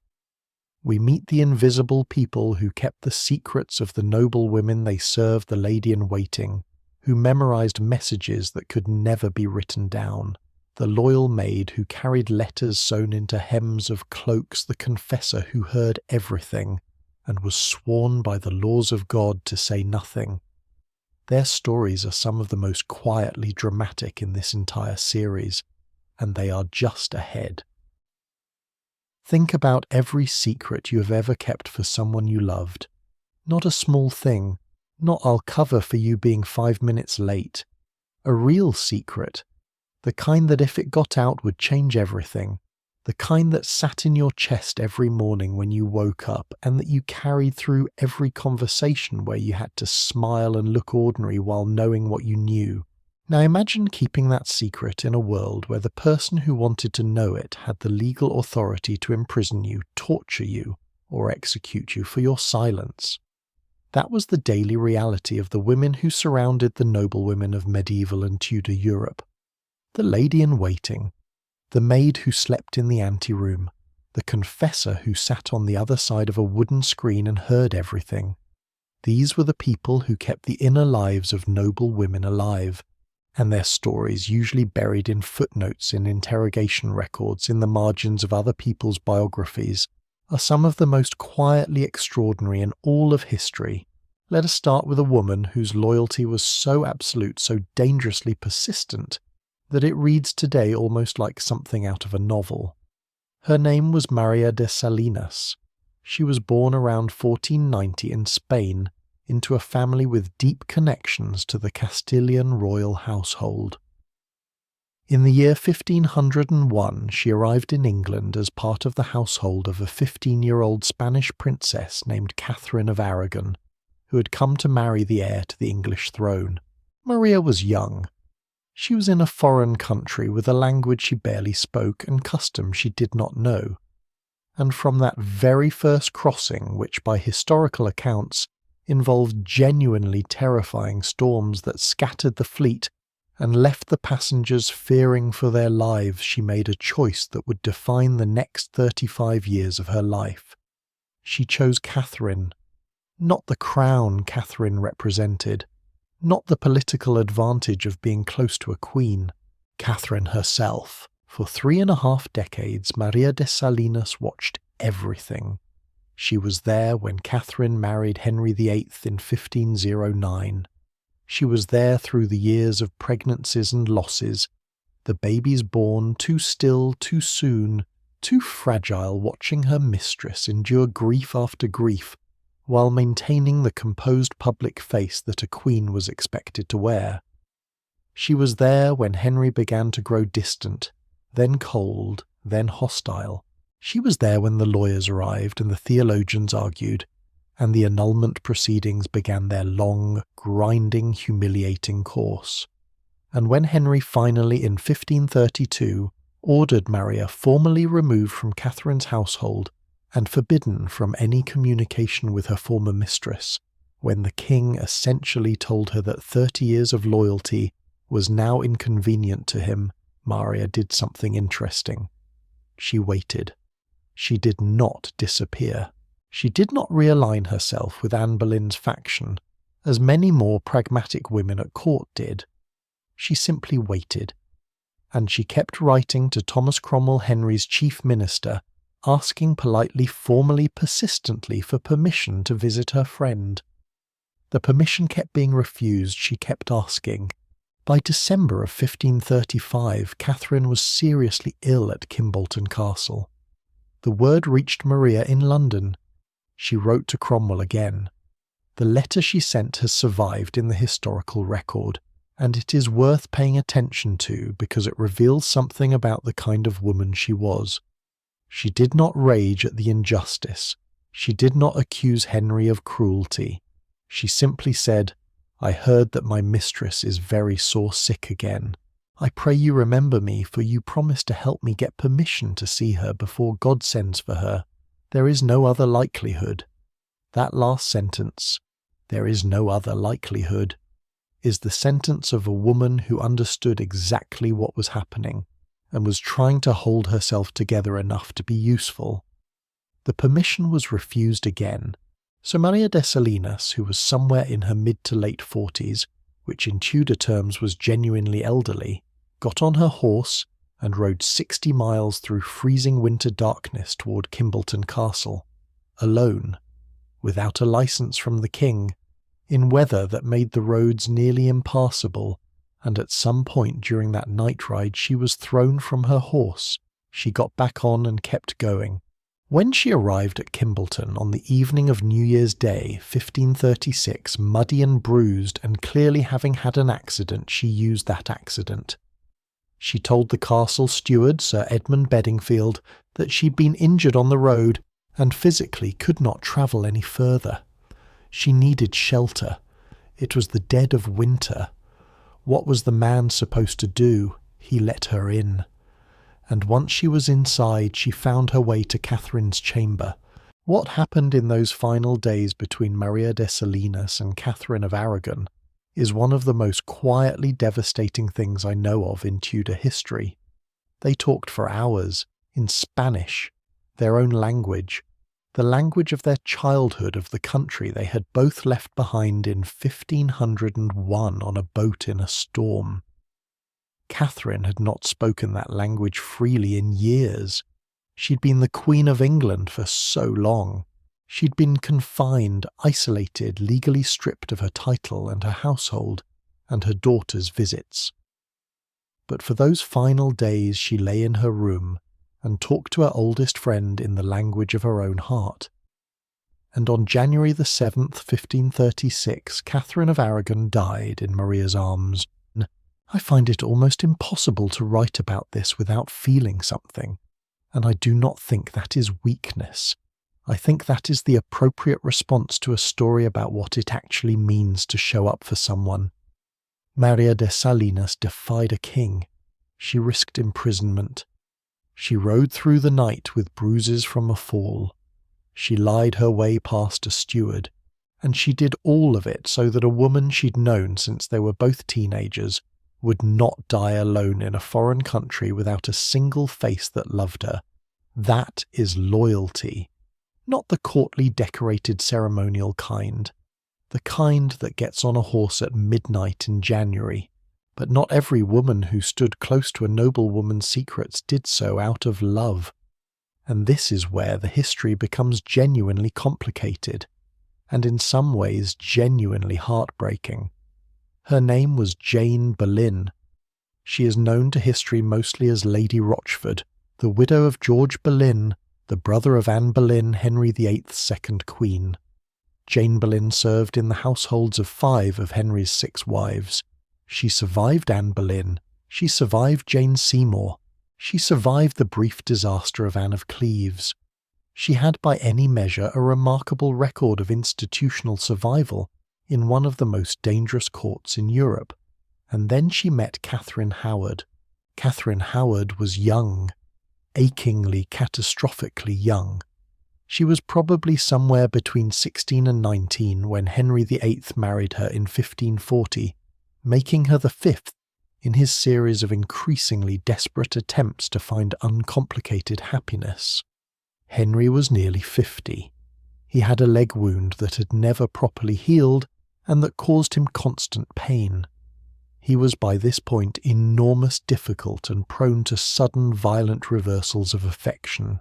Catherine was vivacious and charming and had no idea what she was walking into. She did have a past, a complicated, murky, coercive one, involving men who had exploited her vulnerability during her unsupervised years as a girl in the dormitory of her step-grandmother's household. That past was going to matter enormously. And then while she was queen, Catherine made what her supporters have tried to frame as something human and comprehensible, and what her detractors have called reckless lunacy. She began meeting with a young man named Thomas Culpeper, secretly, at night, in chambers arranged by her chief lady-in-waiting, by Jane Boleyn. Why did Jane do it? This is the question that historians have wrestled with for nearly 5 centuries, and the honest answer is that we do not know for certain. What we do know is the practical architecture of what happened. Jane Rochford was the one who physically arranged the meetings. She stood watch at the door. She kept other attendants away. She stood in darkened corridors so that Catherine and Culpeper could speak to each other without being seen. A contemporary document records that Catherine once whispered to Jane during one of these encounters, "For God's sake, madam, even nearer to us," meaning stand closer so no one sees. And Jane moved closer. Now, historians who have studied Jane Boleyn carefully and her biographer Julia Fox spent years doing exactly that, argue that the popular image of Jane as a scheming villain is largely a product of later Elizabethan propaganda spread by people who needed to rehabilitate Anne Boleyn's reputation and therefore needed Jane to be the monster who brought her down.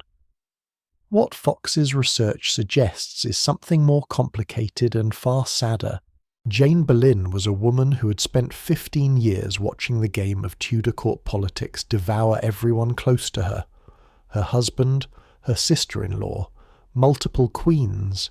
She had survived by being useful, by being flexible, by positioning herself wherever the next woman needed a loyal servant. When Catherine Howard needed an accomplice, Jane may have become one not out of malice, and not even out of affection, but simply out of the deep, habitual, almost reflexive instinct of a woman who had learned that her survival depended on being useful to whoever held power. That is not a comfortable reading, but I think it might be the true one. What followed was exactly the catastrophe it had to be. The investigation began in November 1541 when Archbishop Cranmer received an anonymous letter detailing allegations about Catherine's past. The questioning began. Under the pressure of interrogation, Catherine Howard's carefully managed secrets began to unravel. Culpeper's chambers were searched. They found a letter, written in Catherine's own handwriting, addressed to him, calling him a little sweet fool. It is by any measure a love letter. It is also, depending on how the law was read, evidence of treason. Jane Boleyn was interrogated separately. She initially denied everything. Then she confessed to having arranged the meetings. Then she appears to have had some kind of mental collapse so severe that the lawyers involved sent her to be cared for in a private house, because executing someone who had lost their reason was even in Tudor England considered legally problematic. A special Act of Parliament was passed specifically to allow the execution of those declared mentally unfit to stand trial. The Act was passed for Jane Boleyn. It was one of the more darkly pragmatic pieces of legislation in Tudor history. On the 13th of February 1542, Catherine Howard and Jane Boleyn were both executed at the Tower of London. Jane was executed first. Catherine watched. She was by all accounts barely able to stand. The person who had known all her secrets was gone, and then minutes later so was she. I want to sit with that image for a moment because I think it tells us something important. 2 women. One who had tried to have a private emotional life in a world that would not permit it. one who had tried to protect her for whatever complicated reasons of her own. Both brought to the same block on the same morning. The secret they had kept between them turned out not to be any kind of protection at all. It was the thing that destroyed them. This is the brutal calculus that ran through every relationship between a noblewoman and the women who surrounded her. The ladies in waiting, the maids, the confessors, they were simultaneously the most trusted people in a woman's life and the most dangerous. They were trusted because they knew everything. They were dangerous for exactly the same reason, and the line between loyal confidant and potential witness for the prosecution was in the Tudor court especially heartbreakingly thin. Maria de Salinas knew this. She had watched it happen to Anne Boleyn. She had seen how women's most intimate relationships could be weaponized, how private words became public evidence, how the people you loved most could be turned against you willingly or otherwise by the machinery of state. And she made her choice anyway. She got on the horse. She rode through the night. She found her way into the room. There is one more person I want to mention before we close this part of the story. Not a woman, a man. Or more specifically, a kind of man who appears in the histories of noble women's private lives over and over again in a role that is structurally fascinating and historically underexplored: the confessor. In the Catholic world that dominated Europe until the Reformation, and in many places long after every noblewoman of standing would have had access to a confessor, a priest whose specific function was to hear her most private admissions, her sins, her fears, her desires, her choices. And the confessor was by the most fundamental law of the Church absolutely forbidden from repeating any of it. The seal of confession was inviolable in theory. In practice, the situation was considerably more nuanced, because confessors, like everyone else at court, had their own loyalties, their own vulnerabilities, their own relationships with the powerful men who controlled their careers and their safety. We know from records of ecclesiastical court proceedings in medieval England and France that priests were sometimes pressured to reveal what they had heard in confession. We know that some refused at considerable personal cost. We know that some cooperated. And we know from the few cases where the documentation survived that noblewomen were sometimes extraordinarily frank with their confessors in ways they were frank with no one else. Because the confession was the one space in their entire world where the theological rules required that nothing would be reported, where whatever they said would die with the priest or remain locked inside his silence. The confessional was in some ways the closest thing to genuine privacy that a noblewoman in this era ever had. What was said in those confessionals we do not know. That is precisely the point. The ones who kept the seal took their knowledge with them. But the fact that the confessional existed, that these women had this single space of institutionalized confidentiality, tells us something about what they needed. They needed somewhere to put the truth, not perform it, not manage it, not translate it into socially acceptable form. Just say it, out loud, in a room that was as close to truly private as their world allowed.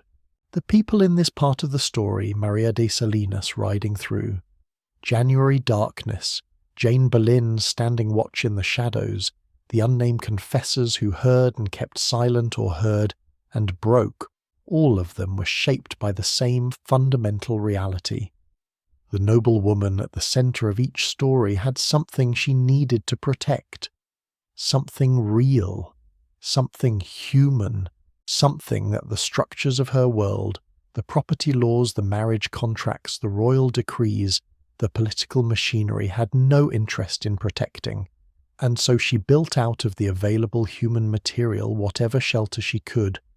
Some of those shelters held, some collapsed, some took everyone inside them down together, but they were built, over and over in castles and courts and cold stone corridors across hundreds of years of European history. Women found each other. They made agreements. They kept faith with those agreements, or they broke them for all the complicated reasons that people break faith. And they tried. Which brings us naturally to the women who did not need to hide at all. Because part of this series that we have not yet visited is perhaps the most unexpected chapter in the story of noble women's emotional lives. The chapter that almost nobody talks about at the dinner parties I mentioned at the start. The season that opened for a noble woman when her husband died. Widowhood.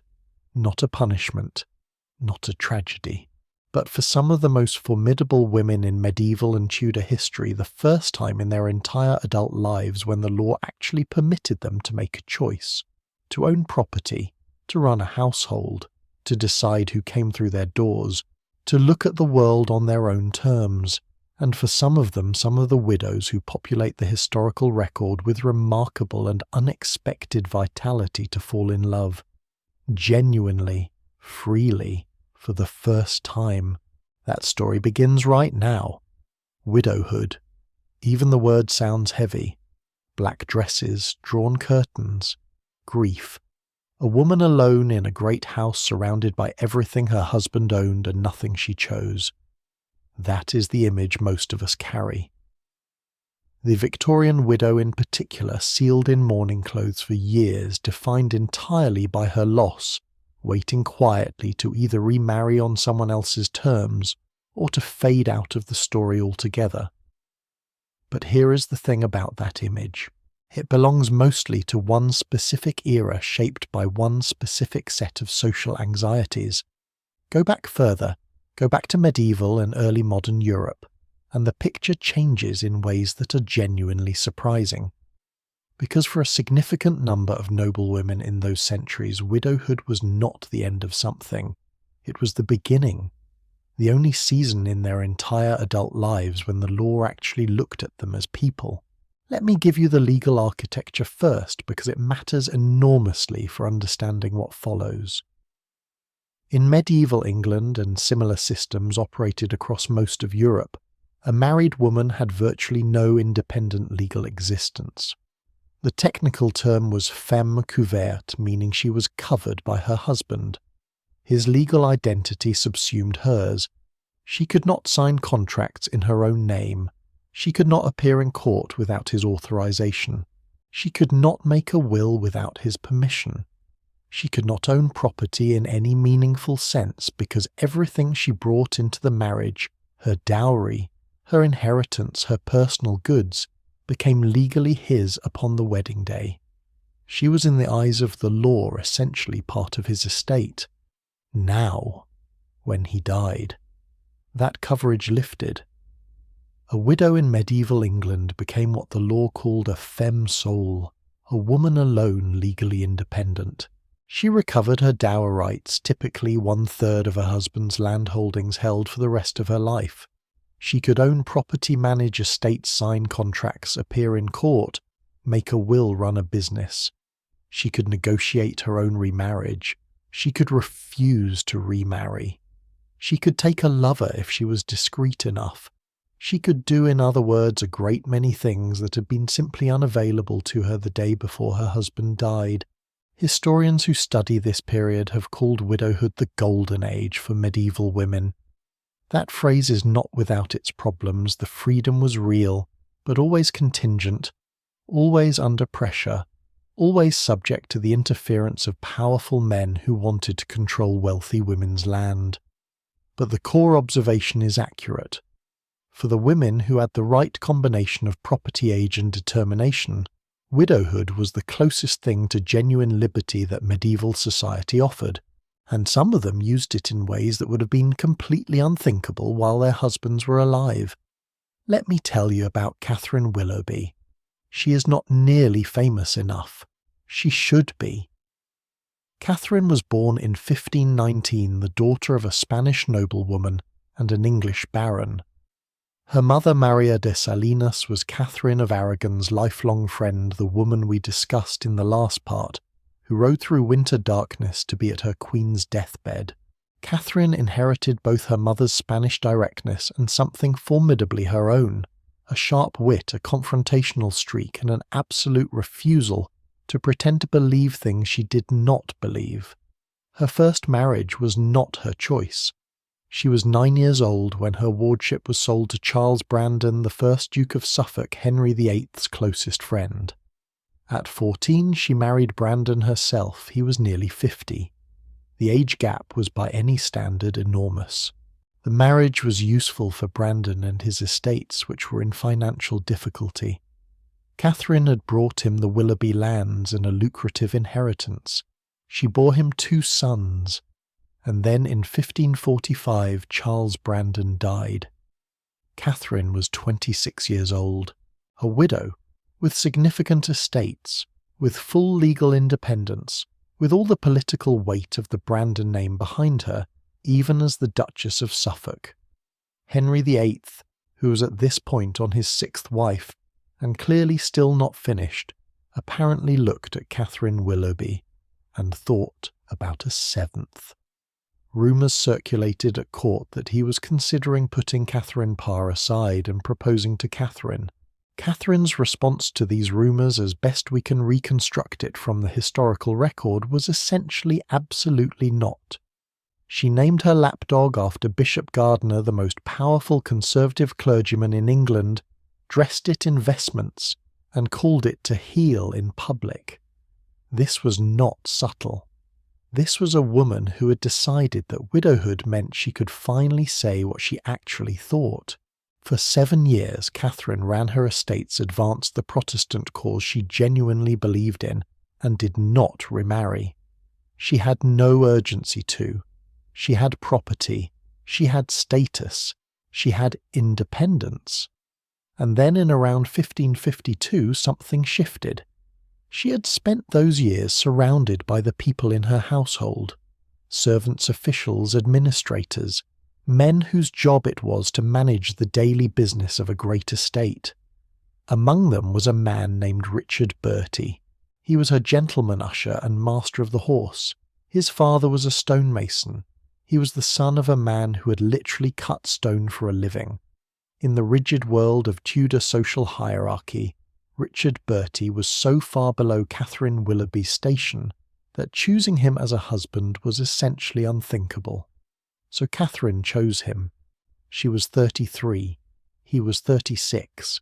They were almost exactly matched in age and novelty in her romantic life, which had previously featured a 49-year-old guardian husband and the spectre of an aging king. And by every account that survives this was a marriage made not out of property calculation and not out of dynastic necessity. It was made because they wanted to be together. Let me tell you what that marriage looked like, because it is one of the most genuinely remarkable love stories of the Tudor period, and almost nobody has heard of it. When Mary I came to the throne in 1553 and began restoring England to Catholicism, Catherine and Richard Bertie, both committed Protestants, became targets. Bishop Gardiner, the man Catherine had been insulting by proxy for years, with her unfortunate dog, now held real power as Lord Chancellor. He summoned Bertie to a meeting and made clear that the couple's safety in England was no longer guaranteed. Catherine and Richard made a decision together. They would leave. They would go into exile rather than compromise. In the darkness before dawn on New Year's Day, 1555, Catherine slipped out of her London house disguised as a merchant's wife carrying her infant daughter Susan, and made her way to a waiting barge. She left behind one of the greatest titles in England. She left behind her estates, her status, the world she'd known since childhood. She walked into a cold, dark morning with her husband and a baby going somewhere uncertain, in a country where she did not speak the language, because the alternative was to stay and pretend. They spent years moving across Europe, through Wesel, through Strasbourg, through Frankfurt, through near poverty and near disaster, through a period when they did not know from one month to the next where they would sleep. While on the road, Catherine gave birth to their son Peregrine, name for the Latin word for wanderer, for exile, for the condition of being permanently away from home. and through all of it they stayed together. Not because the law required it, not because property bound them, because they chose each other every morning. Do you ever think about what it means to build something with someone in conditions that are genuinely difficult? Not the comfortable idea of it, not the romantic notion of hardship overcome, but the actual daily texture of it.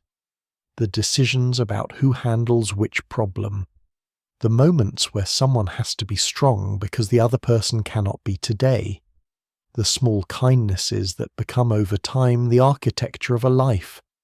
Catherine and Richard Bertie built that, in exile, under persecution, with children who had never known a settled home. They returned to England when Elizabeth came to the throne in 1559. They spent the rest of their lives in Lincolnshire on Catherine's recovered estates. They are buried together in the church at Spilsby. Their tomb is still there. Now, Catherine's story is extraordinary, but I want to be honest with you about the broader picture. Because the freedom that widowhood offered was real, but it was not equally available to all women, and it was never fully secure. Medieval records are full of widows who fought exhausting legal battles to hold on to their dower lands against the claims of their husbands' heirs. There are cases of widows being physically seized by ambitious men who wanted to force them into remarriage and take control of their property.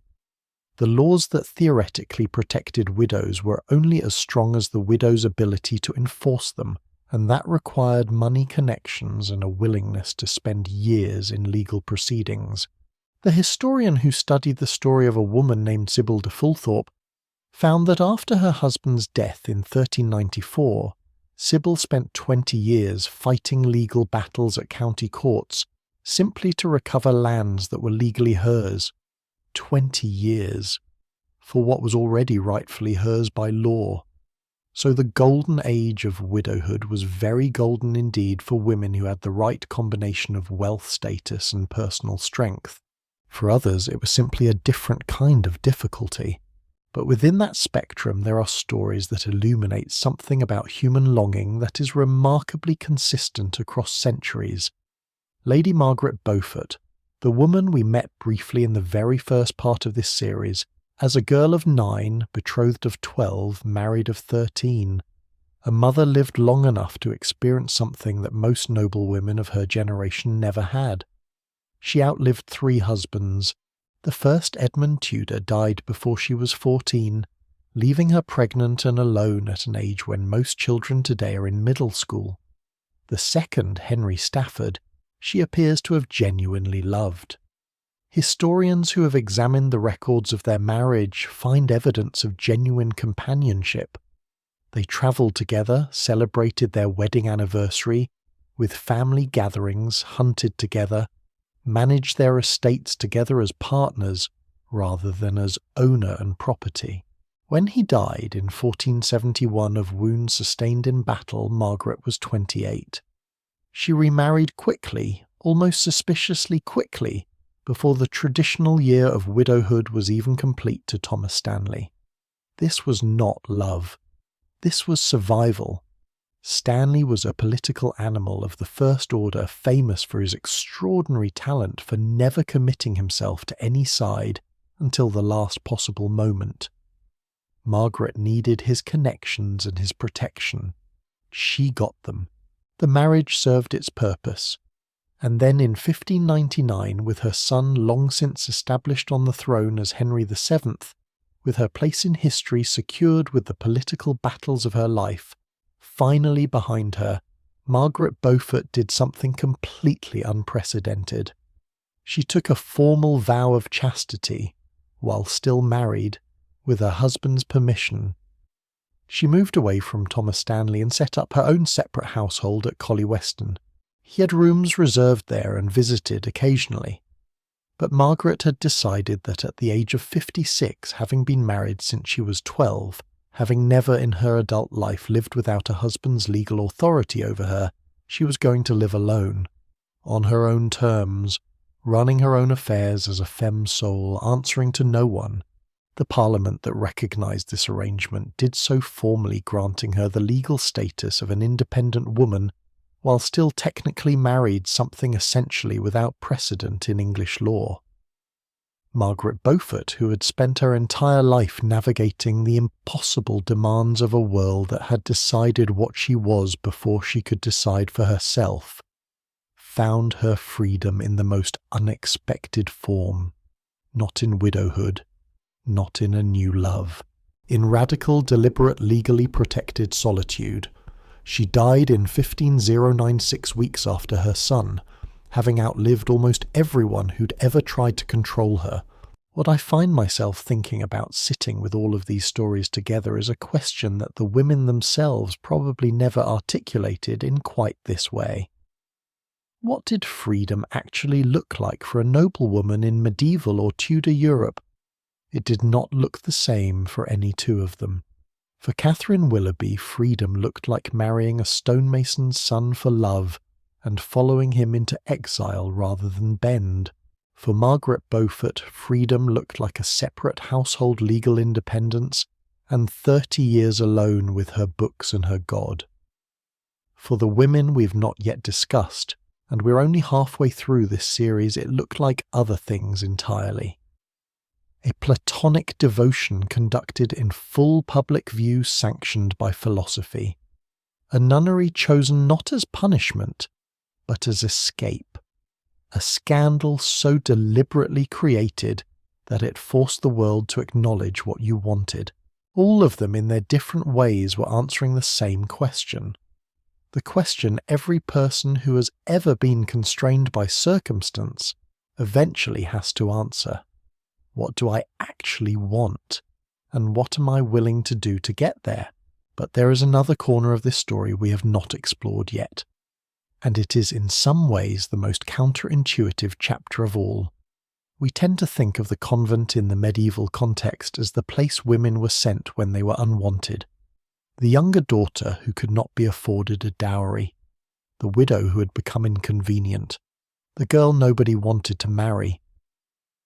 But the historical reality was considerably more complex and in many cases considerably more interesting than that.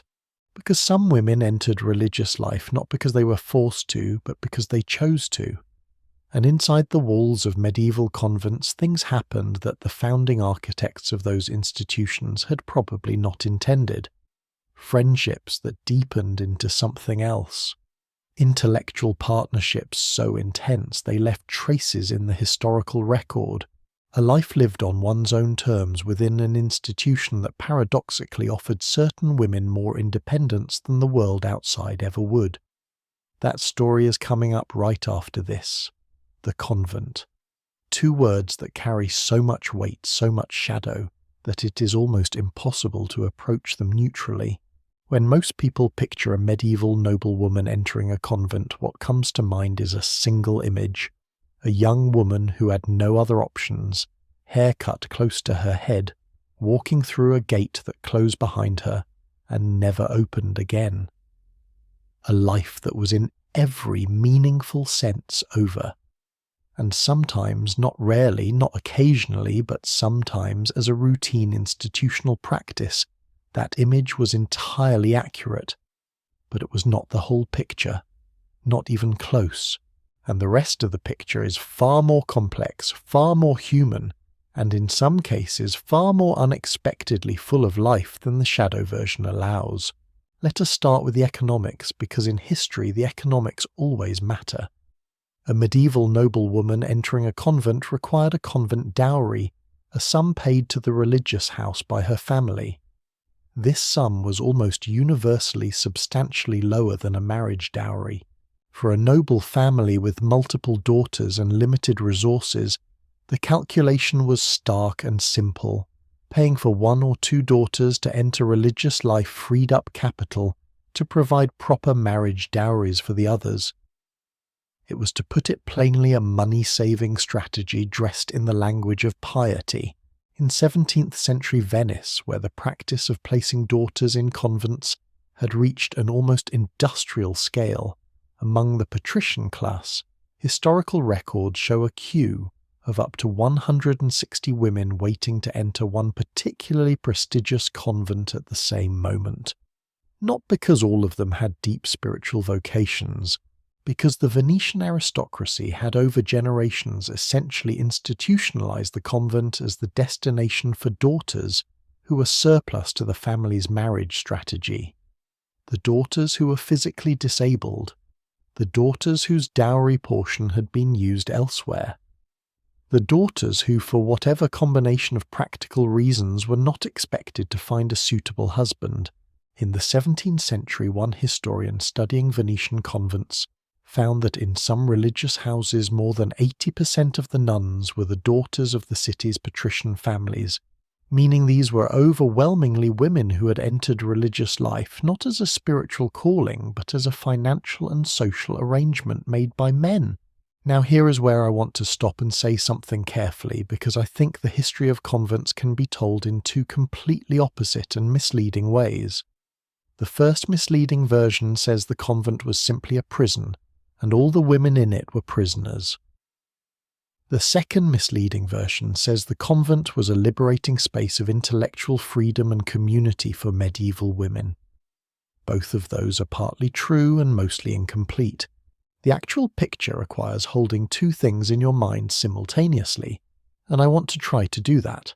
For the women who were sent to convents against their will, and there were very many of them, the experience was genuinely devastating. We know this not just from inference, not just from our modern imaginations filling in the gaps, but from direct testimony. Because in 17th century Venice there was a woman who refused to stay quiet about it. Her name at birth was Elena Cassandra Tarabotti. She was born in 1604, the eldest of 6 daughters in a family of 11 children. She was born with a physical disability that left her with a noticeable limp. Her father, a Venetian gentleman, assessed the marriage market and made a decision. At the age of 13, Elena Cassandra was sent to the Benedictine convent of Sant'Anna in Venice. She became a nun in 1620. She spent the next 32 years of her life inside those walls. She never left. And she spent every single one of those years writing. Under the name she took as a nun, Arcangela Tarabotti, she produced a body of work that historians today describe as some of the most radical feminist writing of the 17th century. Her most famous text, Paternal Tyranny, originally titled Simplicity Betrayed, was so dangerous that it was published only after her death under a pseudonym in a city outside Venice. The church placed it on the Index of Prohibited Books 7 years after publication. It did not matter. The words had already escaped. What did Tarabotti actually write? She wrote about fathers who sent daughters to convents not for God but for money.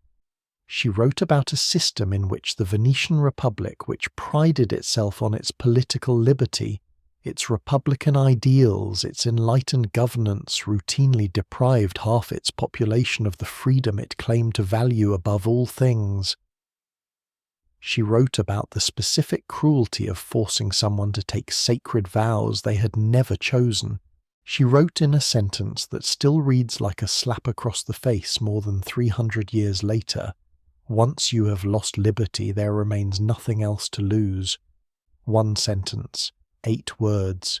She said it with the authority of a woman who had lived it, not as abstraction, not as philosophy, as the daily fact of her existence. Now, and this is the part I want you to sit with, even Tarabotti in her fury did not condemn the convent as a concept. She made a careful, explicit distinction. She condemned forced monasticism. She condemned the convent as a dumping ground, as a financial strategy, as a place to put inconvenient daughters. But she explicitly defended the women who had chosen religious life freely, because some had. And for those women, the convent offered something that almost no other institution in medieval and early modern Europe provided. Let me tell you what a noblewoman who genuinely chose the convent might actually find there. She would find access to books. In a world where women's education was essentially limited to the domestic arts, and perhaps some basic literacy, Certain convents maintained libraries of genuine quality. The historian who surveyed surviving convent collections from medieval England and France found manuscripts of philosophy, theology, medicine, music, and Latin literature, books that a married noblewoman would have had neither access to nor time for. She would find community a daily life structured around shared purpose and shared work where the relationships between women could develop over years and decades into something dense and irreplaceable. She would find freedom from the specific biological terror of the time-repeated pregnancy. Medieval childbirth was genuinely dangerous. Estimates suggest that perhaps 1 in every 100 births resulted in the mother's death, and since noblewomen could expect to bear many children across decades of marriage, the cumulative risk was significant.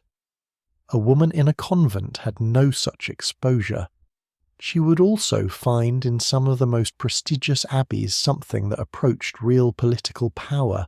The great abbesses of medieval Europe, women who governed institutions with substantial land holdings, who were responsible for the financial and spiritual welfare of communities of women who corresponded with kings and popes and bishops on equal terms. These women wielded influence that their married contemporaries could only imagine.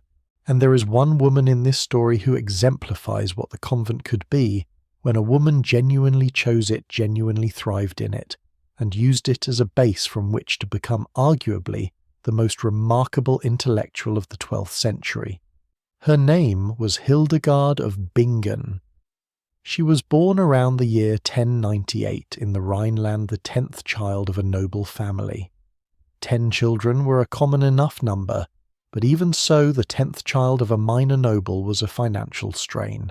Her parents dedicated her to the church as a tithe, the word literally meaning 1/10. She went to live in a religious hermitage at the age of 8. She would spend the next 81 years, her entire adult life, in religious community. And from inside those walls she created a body of work that has never been fully equalled by a single person of any era. She composed more than 70 musical pieces, intricate, soaring, hauntingly beautiful works, for voice that are still performed and recorded today 8 centuries later. She wrote 3 major works of mystical theology. She wrote 2 texts on medicine and natural history that drew on both the classical tradition and her own observations, and that are still studied by historians of science. She preached publicly on 4 separate tours of the Rhineland, something women were categorically not supposed to do. She corresponded with emperors, popes, archbishops and abbots, offering spiritual counsel and occasionally blunt political advice that they apparently took seriously. She founded 2 convents of her own. She lived to the age of 81, a length of life that in the 12th century was genuinely extraordinary. And she did all of it from inside a religious community that paradoxically gave her more freedom to think and create and lead than any other available structure in her world would have permitted.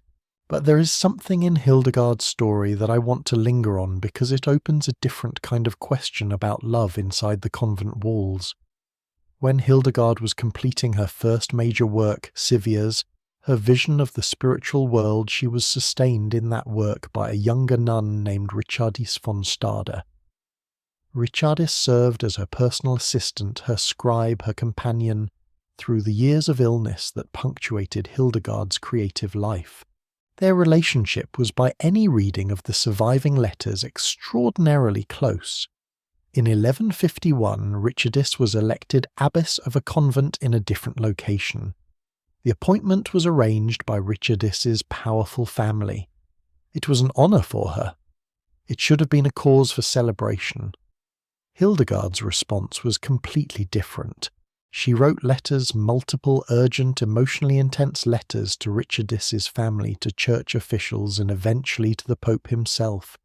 She argued that it was not God's will for them to be separated. She pleaded for Richardis to be allowed to stay.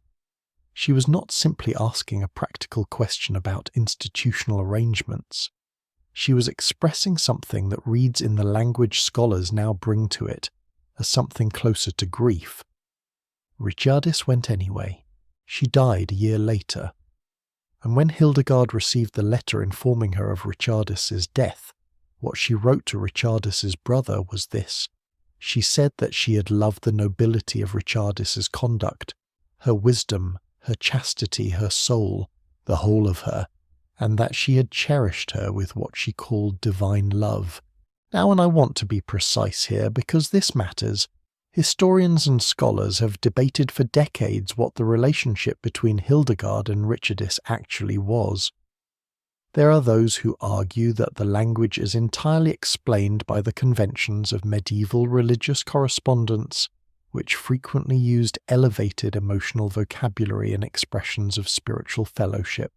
There are those who read it as evidence of something closer to what we would now call romantic love, not necessarily physical, but deeply particular, irreplaceable and defining.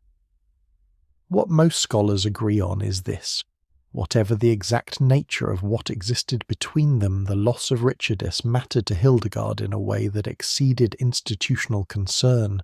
It was personal. It was grief. The medieval world had a name for the kind of intense emotional and spiritual bond that sometimes developed between people in religious communities. It was called particular friendship, and the Church's official position on particular friendships was deeply ambivalent. On one hand, communities of contemplatives understood that deep personal bonds were inevitable and often genuinely spiritually enriching. On the other hand, particular friendships were consistently warned against in monastic rules, because they were understood to carry the risk of becoming something that the community could not contain. What is fascinating when you read the medieval sources carefully is how often these warnings appear and what they suggest about how common the thing being warned against actually was. The frequency with which monastic rule books reminded nuns not to develop exclusive attachments, not to seek out one companion above all others, not to spend more time with one person than with the community as a whole. All of this tells you that these attachments were forming constantly in convents across Europe, despite and alongside all the official discouragement. People in communities find each other. It is one of the most persistent facts about human beings. And then there is the other side of this, the women who were sent to convents like Tarabotti, who spent their lives inside those walls finding different kinds of resistance. Some discovered, as Tarabotti did, that the convent gave them access to tools, education time, the written word that they then turned against the very system that had confined them. Tarabotti from inside Sant'Anna built an extraordinary intellectual network that stretched across Venice and beyond. She wrote to prominent men and women of letters. She debated ideas in correspondence. She published work through careful navigation of the censors and the politics of counter-Reformation Venice that challenged the foundational assumptions of the society that had imprisoned her. She was in a very real sense the most dangerous kind of captive one, who turned the tools of captivity into weapons. The irony is almost too perfect. Her father sent her to the convent to make her invisible. She became instead one of the most visible women writers of the 17th century. The book that was meant to silence her is still in print, still being read, still making people uncomfortable in exactly the way she intended.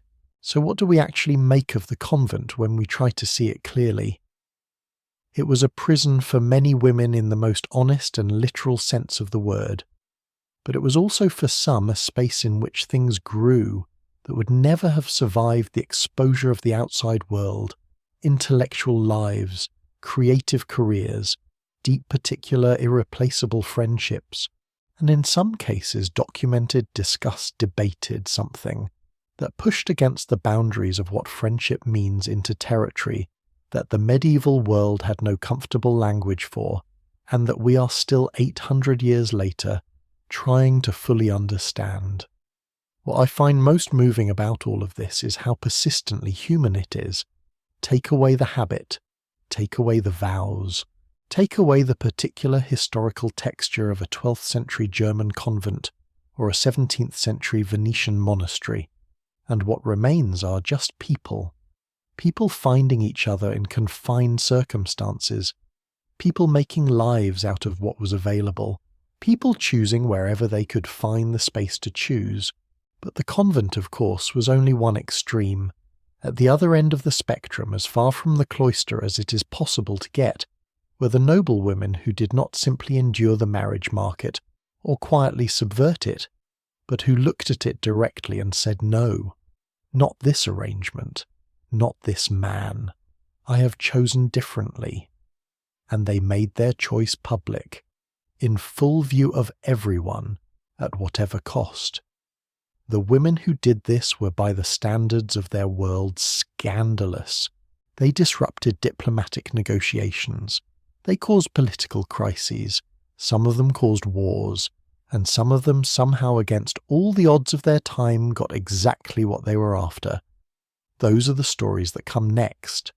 Sometimes the most defiant thing a woman could do was not run away, not write a letter in secret, not depend on the loyalty of a trusted maid. Sometimes the most defiant thing was simply to stand still, look the world in the eye and say, "This is the man I have chosen," and then refuse to unsay it, no matter who was watching, no matter who was furious, no matter what it cost. These are the stories that the history books tend to file under scandal, or love match, or sometimes with barely concealed disapproval, personal preference over political wisdom. But I want to look at them differently tonight, because when a noblewoman in the 15th or 16th century deliberately chose her own husband in full public view, with the clear-eyed knowledge of exactly what she was doing that was not impulsiveness, that was a considered decision made by someone who'd been watching the marriage market long enough to understand precisely how much she was worth in it, and who had decided against every calculation of prudence to treat herself as a person rather than a commodity.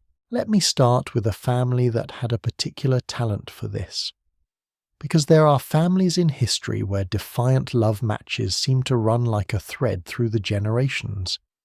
And the Woodvilles of 15th century England are one of them. The story begins not with Elizabeth Woodville, who most people have at least a passing familiarity with, but with her mother. Jacquetta of Luxembourg was by any measure one of the most elevated noblewomen in England in the mid-15th century. Her first husband had been John of Lancaster, Duke of Bedford, uncle to King Henry VI, brother of King Henry V. She was through that marriage essentially a princess of the royal household. A woman of that rank, widowed young, was in one sense free. In every other sense, she was exactly the kind of prize that powerful men spent their careers trying to control. She was expected to remarry someone of comparable status, someone chosen if not by the king himself, then with the king's explicit approval. Instead, she secretly married a man named Richard Woodville. He was a knight, a perfectly respectable, capable, distinguished knight. But the gap in social rank between a knight and the widow of a royal duke was enormous. When the marriage was discovered, the court was outraged. Jacquetta and Richard were hauled before the council and fined £1,000. £1,000. In the mid-15th century, that was an almost incomprehensible sum. The equivalent by modern estimates of well over £500,000 today. They paid it, and they stayed married, and they went on to have 13 children who survived to adulthood. The eldest of those 13 children was Elizabeth, who in 1564 stood beside a road in Northamptonshire, according to a story that has been told and retold and embellished so many times that separating the legend from the documented fact requires serious scholarly patience, and waited for a young king to ride past. She had been widowed. Her first husband, Sir John Grey, had died fighting against the Yorkist cause. With his death, her lands had been seized. She needed help. And Edward IV, King of England, not yet 22 years old, recently crowned, and not yet certain how long his crown would last, rode through her part of the country. What happened at that meeting is genuinely disputed. What is documented, what is recorded in contemporary accounts, is that within a few months of that encounter, Edward had decided to marry her. Not take her as a mistress, marry her, in secret. On the 1st of May, 1464, Elizabeth Woodville and Edward IV of England were married in a private ceremony with only a handful of witnesses, while Edward's most powerful ally, his cousin, Richard Neville, the Earl of Warwick, known to history as Warwick the Kingmaker, was in France busily and expensively negotiating a foreign princess as Edward's bride. Can we just pause on this for a second and appreciate the extraordinary audacity of what Edward did? He was a young king whose grip on power was genuinely precarious. He depended on Warwick, who had essentially made him king for political support.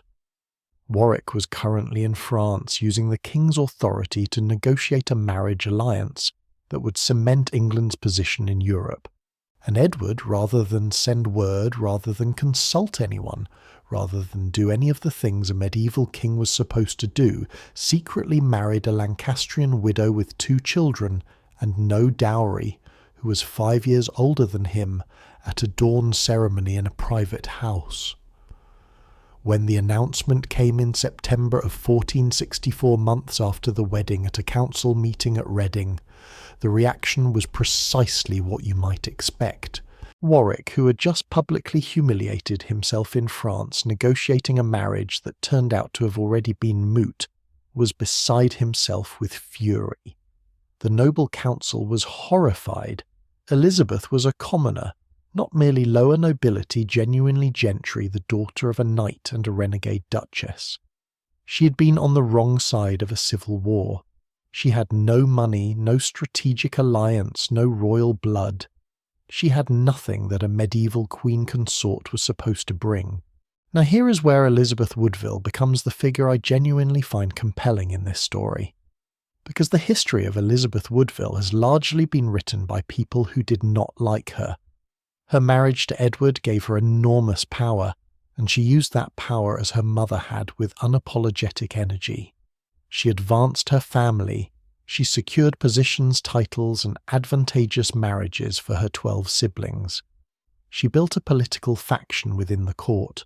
She was resented for it intensely by the established nobility who had expected to occupy that space. And so the story that crystallized around her was the story of the scheming temptress, the low-born woman who had enchanted a king through questionable means. Some of her contemporaries genuinely suggested witchcraft, specifically accusing her mother Jacquetta of using magic to ensnare Edward. It is, of course, a very old story. When a woman achieves extraordinary influence through personal relationship rather than through the conventional channels of birth and alliance, the explanation that gets reached for first is that she must have done something unfair. But here is what I actually see when I look at the documented record. A woman who understood better than most people around her exactly what she was worth, and who negotiated not from a position of weakness, but from a position of absolute clarity about what she was and was not willing to do. The famous story, likely embellished but not impossible, is that when Edward first approached her, suggesting a less formal arrangement, she refused. She held firm. Whatever his intentions had been at the start, she made clear what her terms were. And a king who had the power to simply take what he wanted, and often did, agreed to them. Elizabeth Woodville and Edward IV stayed married for 19 years until his death. He was not faithful to her. He was by contemporary account a man who pursued other women throughout his marriage without apparent guilt or apology. And yet he never once moved to set her aside. He never replaced her. When he died, he asked to be buried beside her at Windsor. Whatever the nature of what had begun in that roadside encounter, love, desire, strategy, some inseparable combination of all three, it held for 19 years of civil war, political upheaval, exile, comeback, and the relentless pressure of a court that never fully accepted her. Elizabeth Woodville survived, Edward survived Richard III, and survived the beginning of the Tudor dynasty. She died in 1492 at Bermondsey Abbey, where she had chosen to spend her final years. She was probably about 55. She'd outlasted the war that had defined her life and the king who had made her queen, and the faction that had wanted to destroy her. The woman who was supposed to be no one had ended up the grandmother of Henry VIII.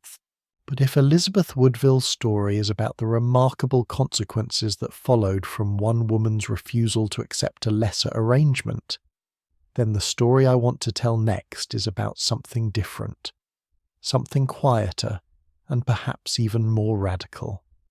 Not the spectacular scandal of a king's secret marriage, but the smaller, more private defiance of a noblewoman who looked at the marriage market surrounding her and decided she simply would not participate in it on the available terms. Her name was Anne of Brittany, and her story begins not with love, but with something that looks at first like political catastrophe. Anne was born in 1477. Her father was the last independent Duke of Brittany, a man who had spent his entire life fighting to keep the duchy from being absorbed by France. He failed ultimately.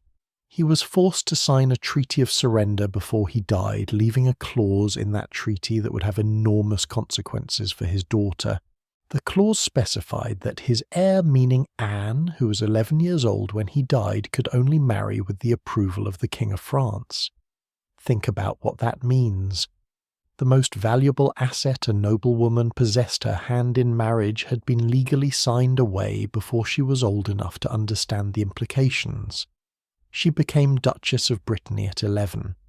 By 13, the negotiation over her future husband had become the most politically charged conversation in Europe. And what Anne did with that situation, what a 13-year-old girl did with the impossible position she had been handed, is, I think, one of the most extraordinary political manoeuvres of the late medieval period. She chose Maximilian, Archduke of Austria, King of the Romans, widower of Mary of Burgundy, 30 years her senior, an alliance that directly violated the terms of her father's treaty, an alliance that France considered a declaration of war. The marriage was conducted by proxy in December of 1490, Anne standing in Rennes Cathedral speaking vows to a representative of a man she had never met, while Maximilian stood somewhere else, entirely doing the same for her through an intermediary. Now, whether this was love, whether a 13-year-old duchess and a 40-something archduke she had never seen could be in love, is not really the question I want to ask.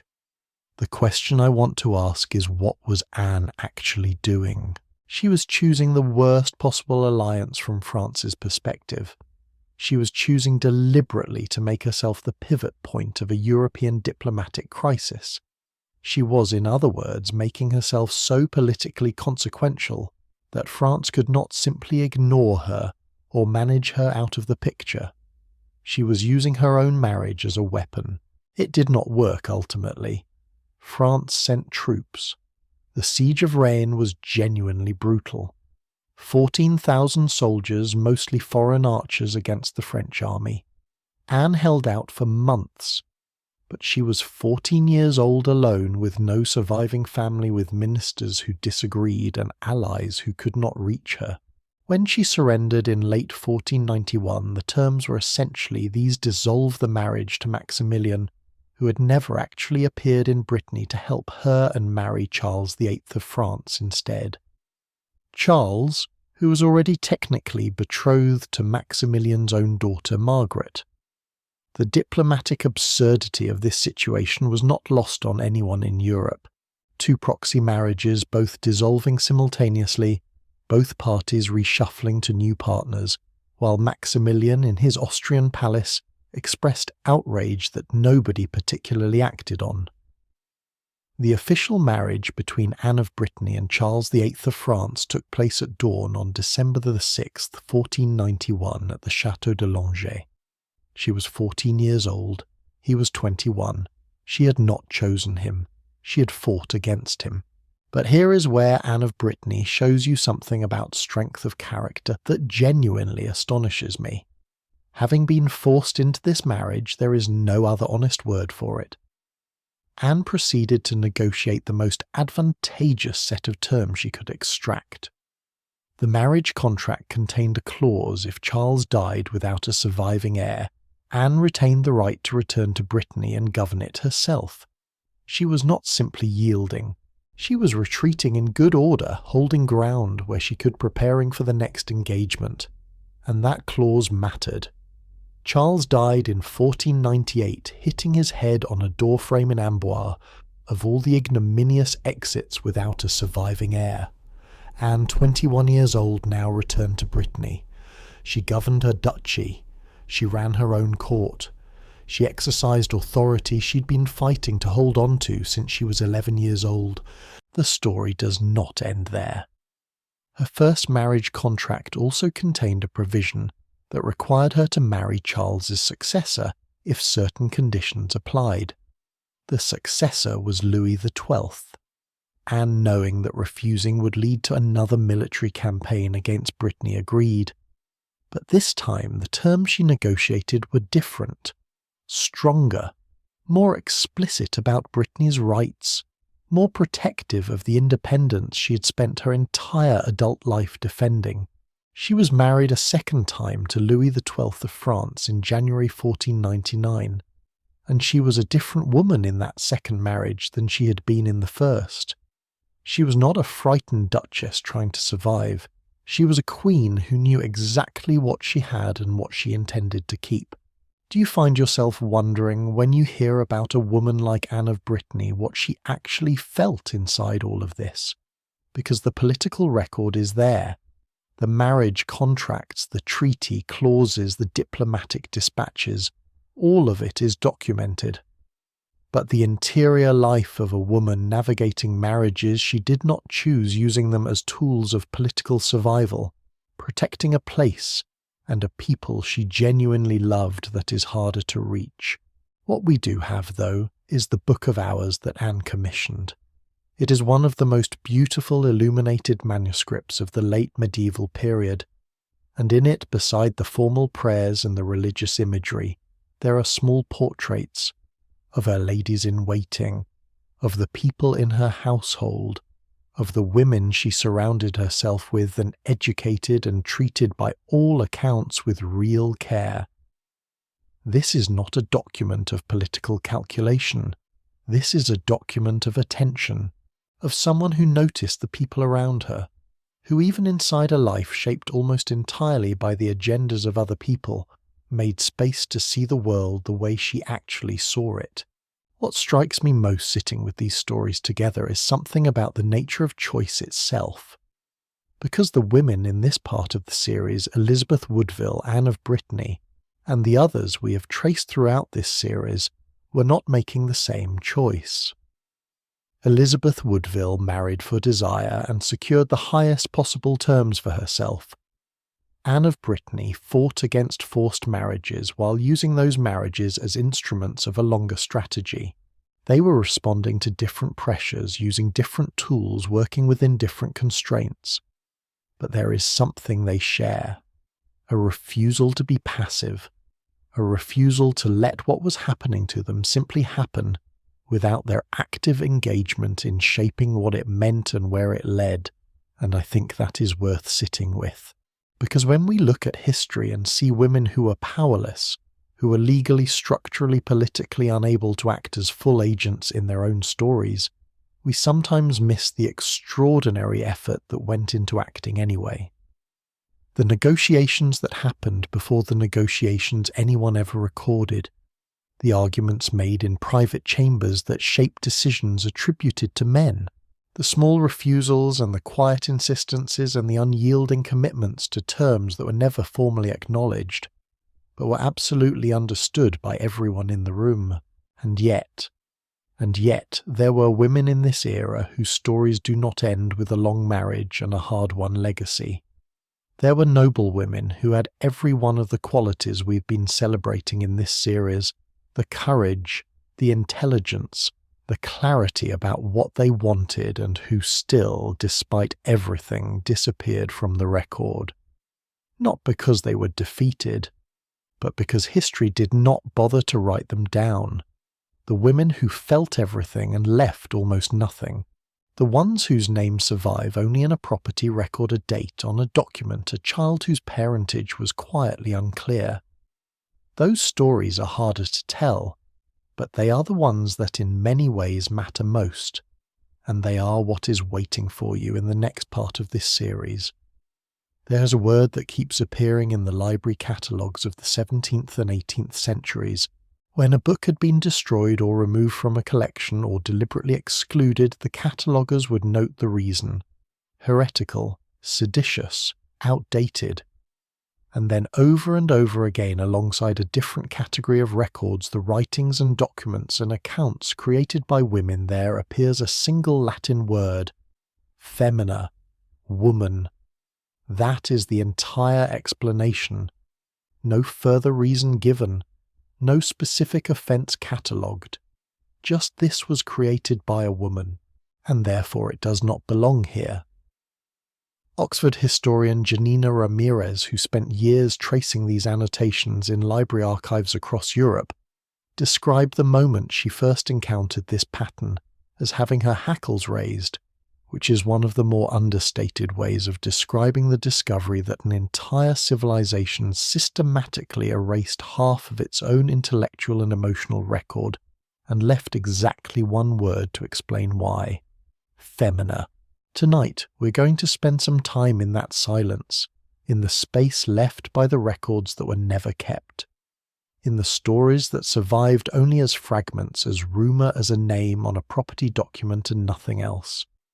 Because the hidden love lives of noblewomen are not only the stories we've been telling the remarkable women who left behind letters and legal records, and enough evidence for a careful historian to reconstruct something approaching a full picture. They are also the stories of women who felt everything and left almost nothing.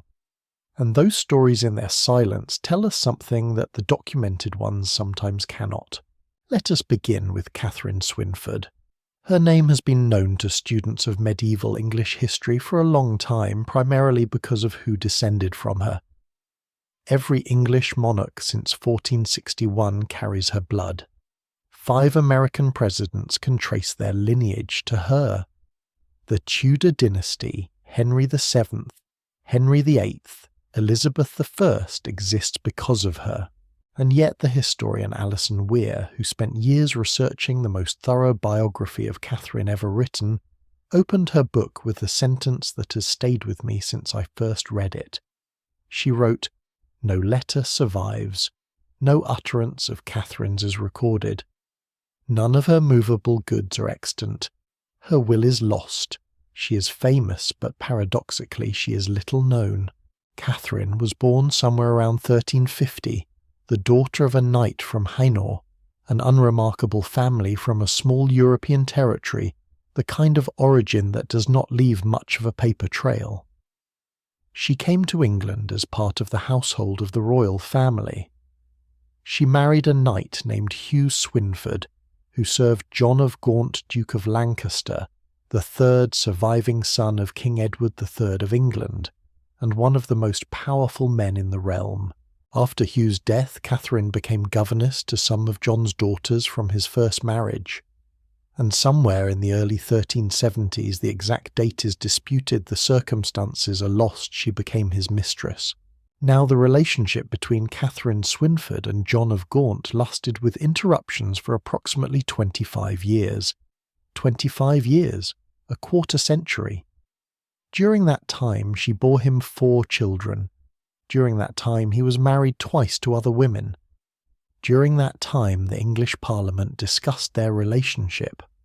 During that time chroniclers wrote about it, sometimes with condemnation, so vivid it reads as barely disguised fascination.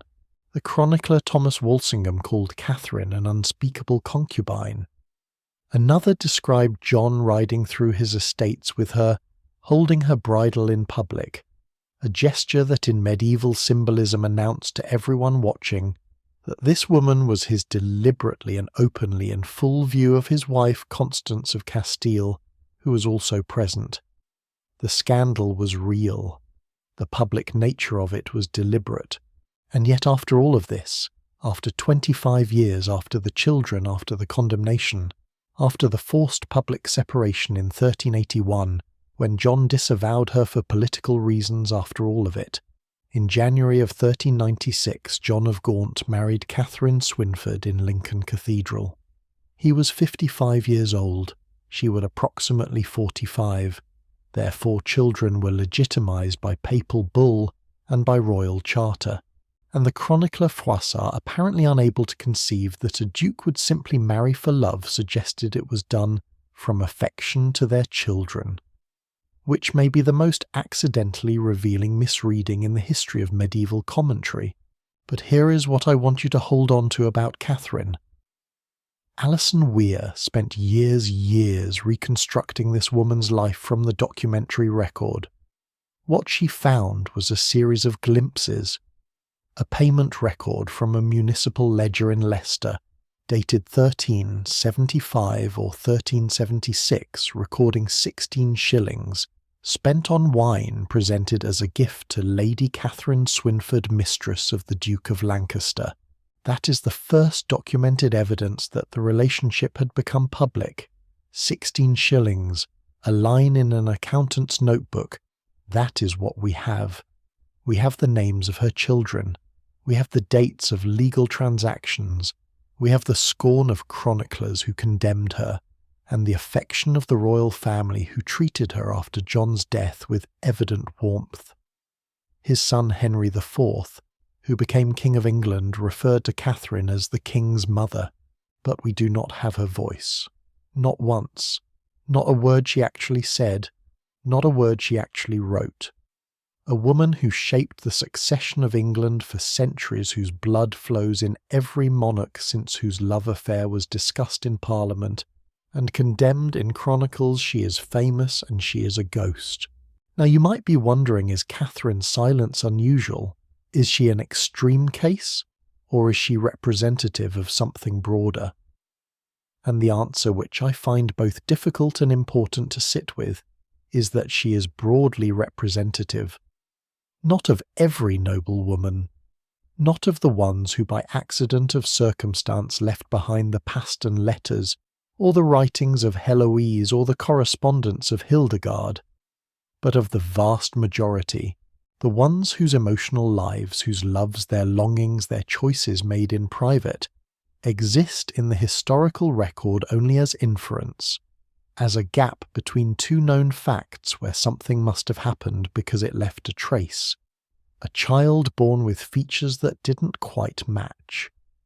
An inheritance settled on someone whose relationship to the family was described vaguely in the will. A property transferred at a moment when no obvious legal transaction would account for it. A room in a castle that no document explains. The language of the archive is the language of property and law and official transactions, and the hidden language the language of what people actually felt, and for whom is mostly silence. Let me give you one more example, because it is in its own way the most extraordinary of all. There is a medieval manuscript that sits in a cupboard at a country house in Cheshire for several centuries. Nobody knows what it is. Nobody's particularly curious about it. In 1934, a man named Colonel William Butler Bowden is rummaging through a storage space at his family home looking for ping-pong balls. He finds 2 dusty old books. He announces to his guests that he is going to burn them. One of his guests happens to be a curator from the Victoria and Albert Museum in London. The curator says perhaps you might want to have those looked at first. Colonel Butler Bowden, grumbling about ping-pong balls, agrees. Inside one of those books is the oldest surviving autobiography written in the English language. It is called The Book of Margery Kempe, and it was written by a woman. Margery Kempe was not an aristocrat. She was a merchant's wife from Norfolk. She had 14 children. She was by the standards of her world an ordinary woman of the middling sort. And in the early 15th century she dictated her life story to a series of scribes because she could not write herself. and that story was eventually copied into the manuscript that nearly became Firestarter in 1934.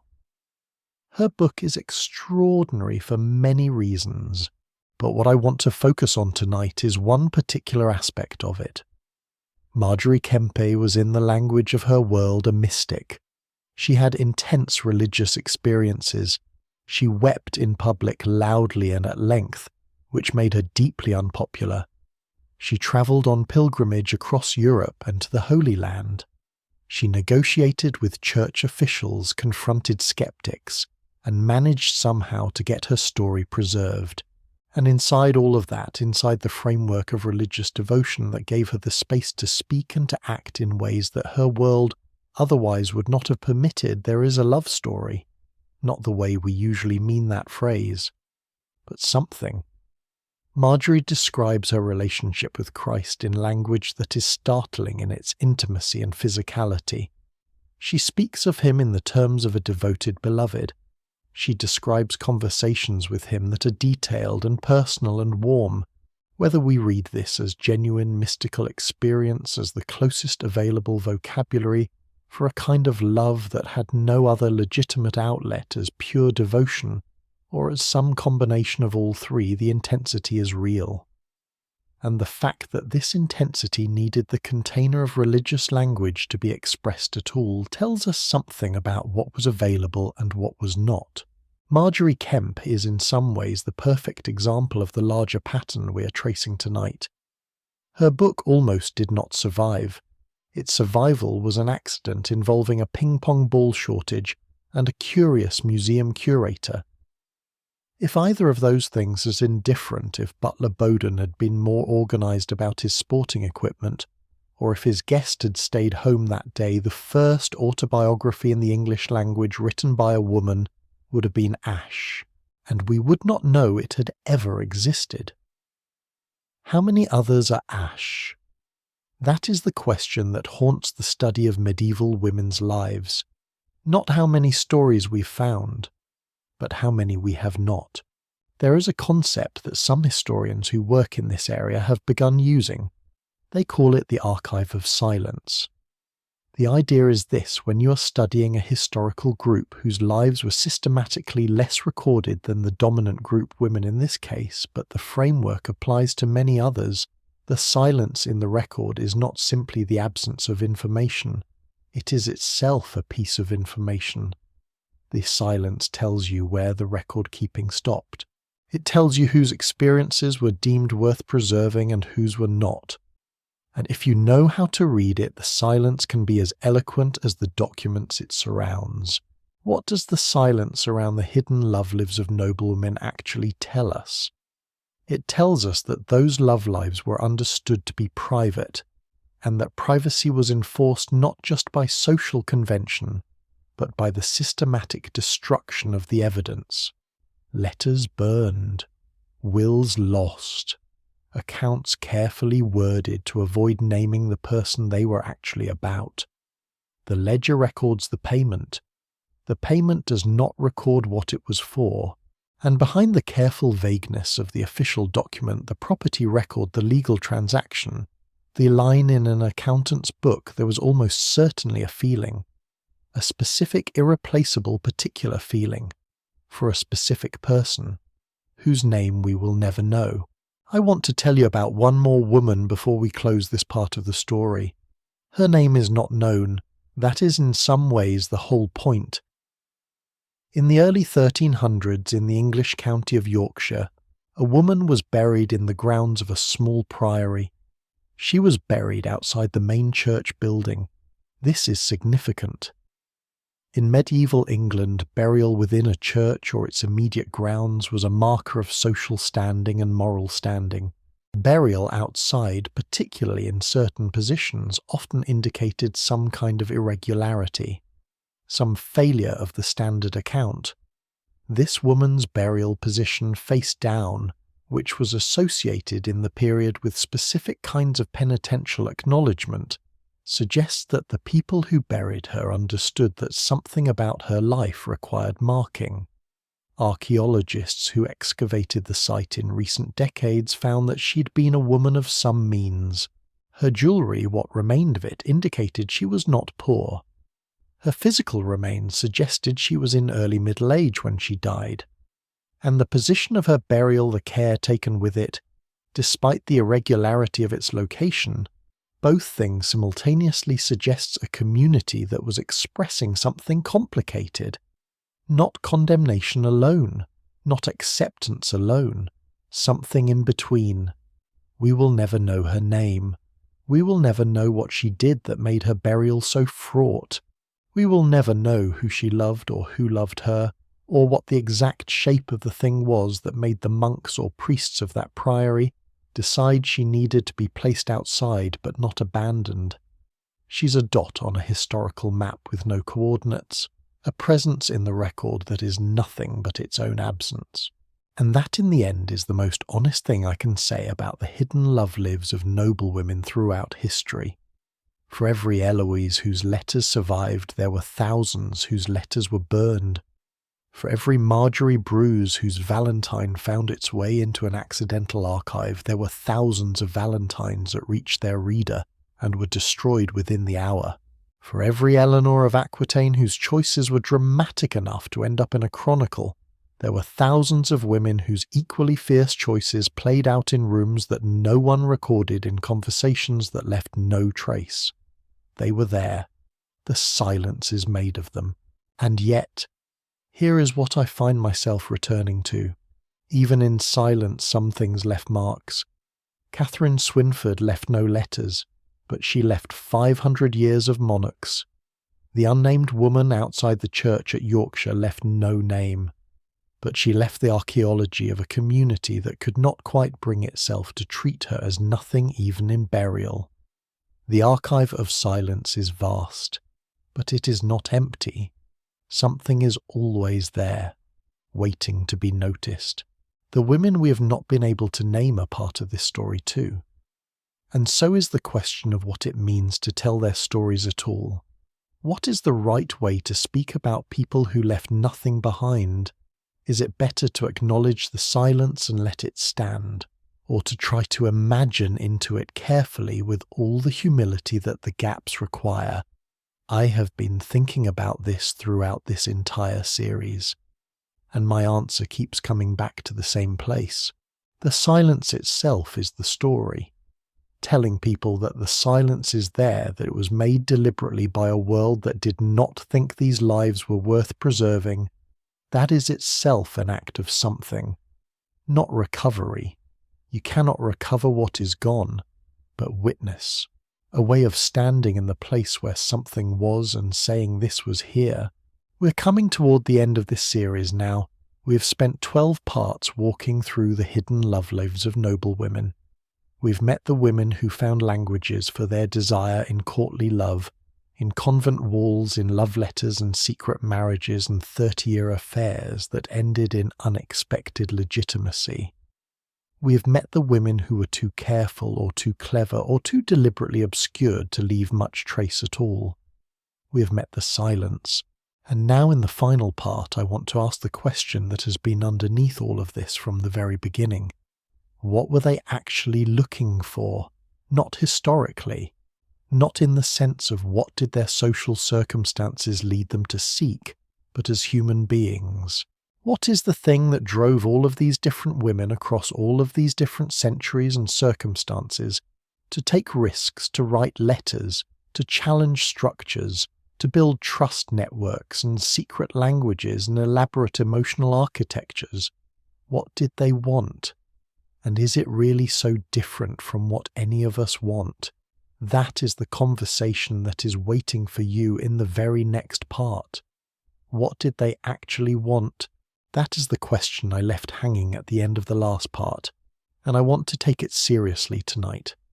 Not as a rhetorical device, not as a way to introduce a neat conclusion, but as a genuine historical and human question that deserves a genuine answer.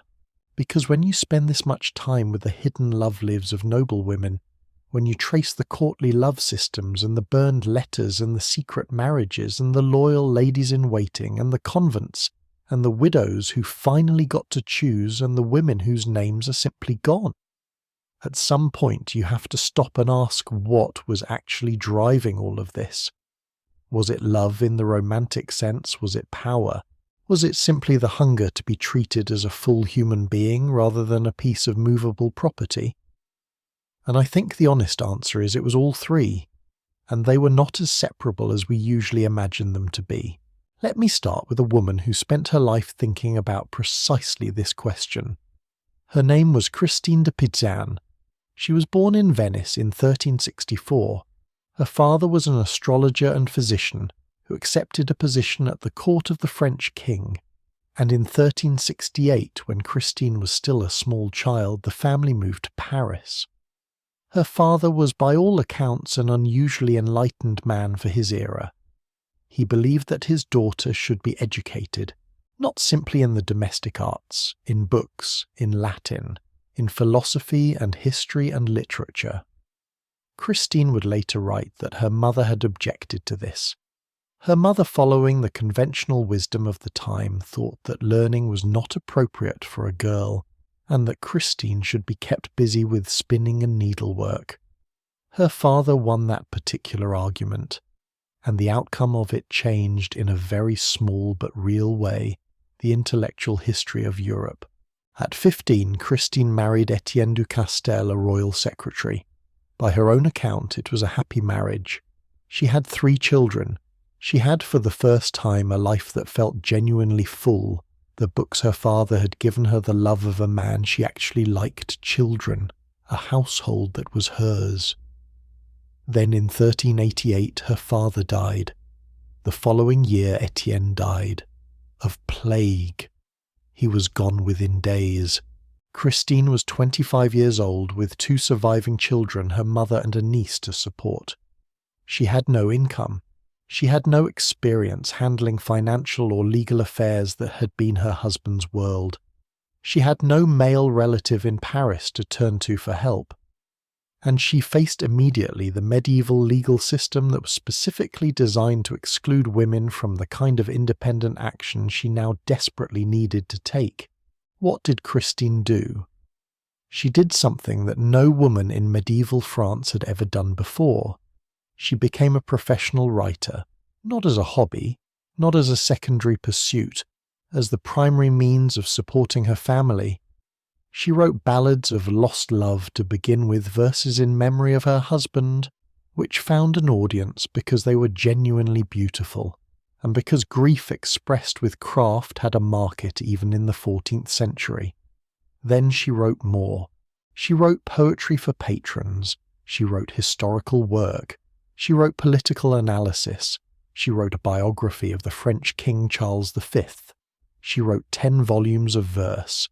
She was commissioned eventually by a queen. She personally oversaw the production of her own books, the scribes, the illustrators, the physical manufacturing of the manuscripts in a way that was almost without precedent for a woman of her time. She was described by her contemporaries as a marvel. The English printer William Caxton, introducing one of her works to an English audience decades after her death, called her the mistress and mirror of intelligence. He compared her to Cicero, but here is the thing about Christine de Pizan that I find most remarkable. She did not simply succeed. She succeeded, and then she turned the tools of her success toward the specific problem that had shaped her entire life. In 1399, 10 years after her husband's death, she began writing directly about the treatment of women. She wrote against Jean de Meun's immensely popular Roman de la Rose, a text that used the language of courtly love to produce what Christine considered deeply misogynistic writing, dressing contempt for women in the clothes of poetry. She entered a formal literary debate about it. She wrote letters to prominent men of letters arguing her case. She was by doing this essentially challenging the most celebrated text in French literary culture at the time. Some of her contemporaries were horrified by her presumption. Others were fascinated. The debate she helped initiate, the querelle des femmes, or the woman question, would continue in various forms for centuries, And then in 1404 and 1405 she wrote the Book of the City of Ladies, which is, I believe, one of the most important documents for understanding what noblewomen across the medieval period were actually reaching for. Not because of what Christine argues, though the arguments are remarkable, but because of how the book begins. The opening of the Book of the City of Ladies is one of the most honest things written in medieval literature. Christine describes sitting in her study surrounded by books reading a misogynist text that someone has lent her. And she has a crisis, not an intellectual crisis, an emotional one. She reads this text and she thinks, if all these learned men, all these respected authorities say that women are inferior, weak-minded, morally unreliable, then maybe they are right. Maybe the problem is with women. Maybe the problem is with her. She sits in her own study, surrounded by years of her own learning, and she doubts herself. Because the culture's voice is so loud and so constant that even the woman who had spent decades proving that voice wrong still in a quiet moment heard it. I think about that moment often, because it captures something that runs through the entire history we've been tracing in this series. The women who reached for emotional lives that were genuinely their own, who wrote letters, made secret marriages, chose lovers, defied property contracts and diplomatic negotiations, were not operating from a position of strength. They were operating in the middle of a constant low-level assault on their sense of their own reality. The culture said you are property. The law said you belong to someone. The church said your desires are dangerous. The poetry said you are an object beautiful but passive, something to be won. And inside all of that, inside that constant chorus of instructions about what they were and what they were not, they had to figure out what was actually true about themselves. Christine's answer to her own crisis in the opening of the City of Ladies is to imagine three figures appearing to her: Lady Reason, Lady Rectitude, Lady Justice. And these three figures say, essentially, the problem is not with women. The problem is with the men who have been writing about women. They say, look at the actual evidence. Look at the actual lives. Not the theory. Not the poetry. Not the philosophy that has never met a real woman. Look at what women have actually done and been and built and thought. And Christine spends the rest of the book doing exactly that. She collects women from history, from pagan antiquity, from the Old Testament, from medieval Christian life, warriors, inventors, scholars, prophets, saints, rulers, and she builds from their lives a kind of city, a place where women's existence is not a footnote or a problem or a risk to be managed, a place where it is simply real. What Christine was doing in 1345 pages of carefully argued medieval French was something that the women throughout this entire series have been trying to do in their different ways and with their very different tools. She was insisting on reality, on the reality of female inner life, on the reality of female desire, not the dangerous, corrupting desire that male writers warned against, but the ordinary, completely human desire to think and to act and to love and to be seen as a person rather than a category. She wrote in a line that I have thought about more times than I can count. Human superiority is not determined by sexual difference, but by the degree to which one has perfected one's nature and morals. In 1404, 600 years before any of us were born. Now let me ask you something directly. When you look back at all the women we have discussed across this series, the letter writers, the convent rebels, the widows who chose for themselves, the women who negotiated in secret and defied kings, and rode through winter darkness for the sake of a friendship, what do you think they had in common? Is it the desire for love? Some of them, yes. But some of them, Eloise comes to mind, immediately explicitly said they did not want the conventional version of love. She did not want marriage. She wanted something freer and more personal and less contractual than that. Is it the desire for power? Some of them, yes. Eleanor of Aquitaine was clearly and unapologetically motivated by power. So was Margaret Beaufort in her long, patient, extraordinarily sophisticated campaign to put her son on the throne. So in a different way was Catherine Swynford, who spent 25 years in a relationship that the world considered scandalous and eventually became a duchess. Is it simply the desire to be treated as a full human being? Yes. But I think that is too simple as an endpoint. Because being seen as a full human being is not actually a passive thing. It requires you to see yourself that way first. And that seeing yourself as real, as deserving as someone whose experience matters, was perhaps the hardest work any of these women ever did. Think about what it took. To be a girl of 12, betrothed before you could read properly, move to a stranger's household, to be prepared for a marriage you did not choose, and to grow up inside that and still find somewhere some territory that was yours. Some corner of an emotional life that the contract had not reached. Some relationship with a book, with God, with another person, with the act of writing, with the daily work of running an estate that gave you back to yourself. That is not romantic. It is not glamorous. It is just the everyday, difficult, unromantic work of being a person in a world that keeps telling you that you are not quite one.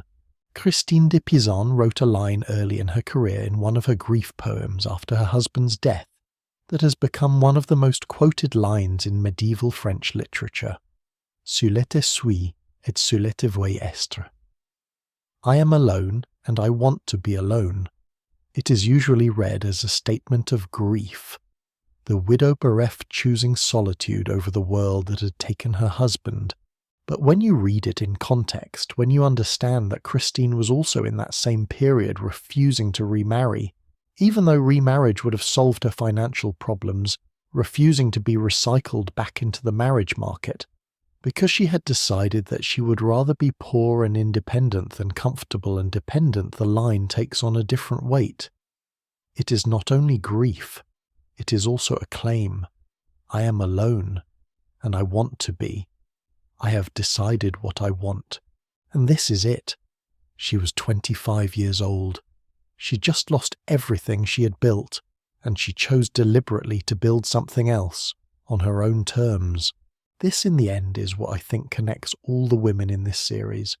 Not love exactly, not power exactly, not even freedom in the grand political sense. Something more interior than any of those. The insistence on the reality of their own experience, the refusal to accept the official account of who they were and what they were for, the determination to find in poetry or in secret marriage or in a letter burned before dawn, or in a convent library, or in the careful negotiation of a widow's legal rights, some space where what they actually felt was acknowledged as real, not performed, not managed, real. There is something about this that feels urgently contemporary to me. I am aware that saying so is the kind of observation that can slide into cheap analogy, drawing a neat line between medieval women and modern life, and suggesting that nothing has fundamentally changed. That would not be honest. The material conditions of women's lives in medieval Europe were different from our own in ways that matter enormously. The lack of legal personhood, the real physical danger of pregnancy, the absolute dependence on male approval for virtually every transaction. These are not abstract theoretical conditions.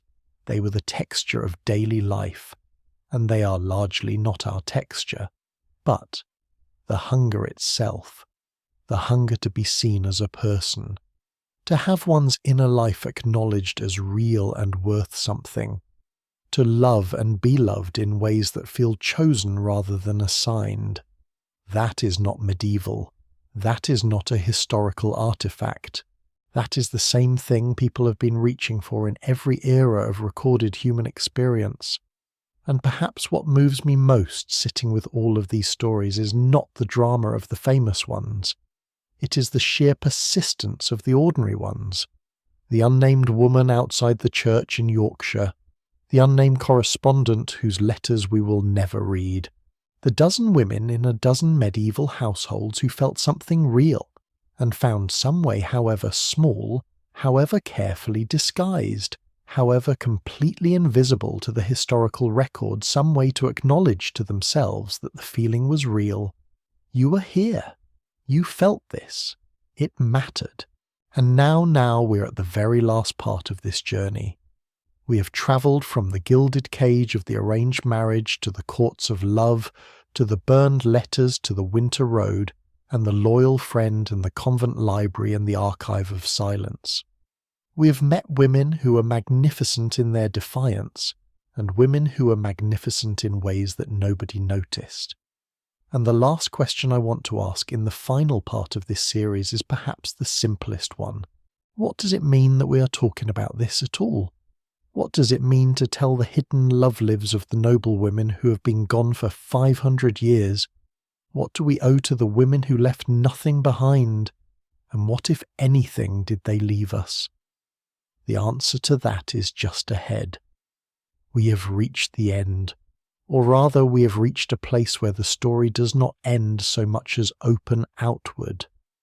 Because that is the thing about telling the hidden love lives of noblewomen. The more carefully you look, the more the boundary between their world and ours dissolves. Not because nothing has changed, everything has changed in ways that matter enormously, but because the hunger underneath the history turns out to be the same hunger we carry. And I want to spend this final part sitting with that, really sitting with it, because I think it deserves more than a tidy conclusion. Let me start with a small but extraordinary detail. In the year 1429, nearly 900 years after the tradition of courtly love began in Eleanor of Aquitaine's world, nearly a century after Margery Kemp dictated her autobiography, 40 years after Christine de Pizan was widowed and decided she would rather starve than remarry without love, Christine de Pizan, who had spent the last 11 years in a convent outside Paris, after the chaos of war had made life at court impossible, heard a piece of news. A teenage girl from a village in Lorraine had arrived at the French court. She claimed she had been sent by God. She had convinced the prince to give her an army. She was leading it against the English occupation, and she was winning. The girl's name was Joan, and Christine de Pizan, 64 years old in a convent, had not written anything in 11 years. She picked up her pen. She wrote a poem. It was the last thing she ever completed, and it was a celebration of a woman who embodied something that Christine had spent her entire career arguing was possible. A woman who was fully, completely, unreservedly herself, who moved through the world on her own terms, who was seen. Christine wrote, "In her time, the great miracle was born," and she described Joan not as an exception, not as a supernatural anomaly, but as proof of something she had always believed. That the world's story of what women were had always been incomplete, and that the rest of the story was still being written. Now I want to be careful here, because it would be easy and dishonest to pull all of these women together into a single triumphant narrative. The hidden love lives of noblewomen do not form a straight line from oppression to freedom. They are not a story of steady progress. The women in this series were not all heroines in the modern sense of that word. Some of them were brilliant and also deeply flawed. Some of them advanced their own freedom at the expense of other women's. Eleanor of Aquitaine governed magnificently, and was also imprisoned by her own husband for 15 years. Anne Boleyn navigated the court with extraordinary skill and was executed by the man she had helped to power. Catherine Howard was barely out of childhood when her life ended on a scaffold. The story is not clean. Human stories rarely are. But here is what I do think is true. When you look at the full span of what we have traced in this series, from the arranged marriages of the medieval nobility, to the burned letters, to the convent libraries, to the archives of silence, what you see is not a story of defeat. What you see is a story of persistent, creative, often invisible resistance. Resistance to a world that kept insisting these women were not quite fully real, and that resistance left something behind, not always in the official record, not always in the names we remember, but in the texture of the culture that formed around them. The idea that love is something chosen rather than assigned that did not come from nowhere. It came at least in part from women who spent generations insisting on the reality of their own feelings against a world that told them feelings were beside the point. The idea that a woman's inner life has value independent of her social utility that came from somewhere. From Eloise writing in a convent in 12th century France. From Christine de Pizan choosing solitude over a loveless remarriage. From Marjorie Bruce addressing her letter to her right well-beloved Valentine, and ending it with a plea that no one else would read it. From all the women whose names we do not know, whose letters were burned, whose experiences were filed under femina and discarded. There is something I want to say directly before we close. Throughout this series, I've tried to be honest about the distance between us and these women. They lived in a world that was genuinely different from ours. Their constraints were real. Their suffering was real. The material conditions of their lives, the legal frameworks, the medical risks, the absolute dependence on the goodwill of powerful men, all of that was real in ways that no amount of storytelling can fully capture.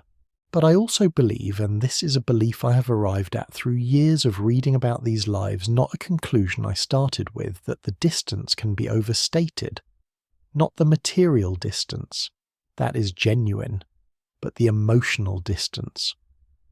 When Marjorie Bruce writes to John Paston in 1477 and says, "If you could be content with what I have to offer, I would be the merriest maiden on earth," she is not speaking a language we need to translate. When Eloise writes to Abelard decades after everything has been taken from them and says, "I still feel what I felt, and I will not pretend otherwise," she is not speaking from some alien emotional universe. When Christine de Pizan sits in her study in the early 1400s and has a moment of self-doubt and wonders if the culture might be right about her, and then decides to fight back rather than accept the verdict that is not a medieval experience, that is a human one. Now let me ask you the question I've been building toward. What do we owe to these women? Not in some abstract philosophical sense, practically. What does knowing their stories actually change?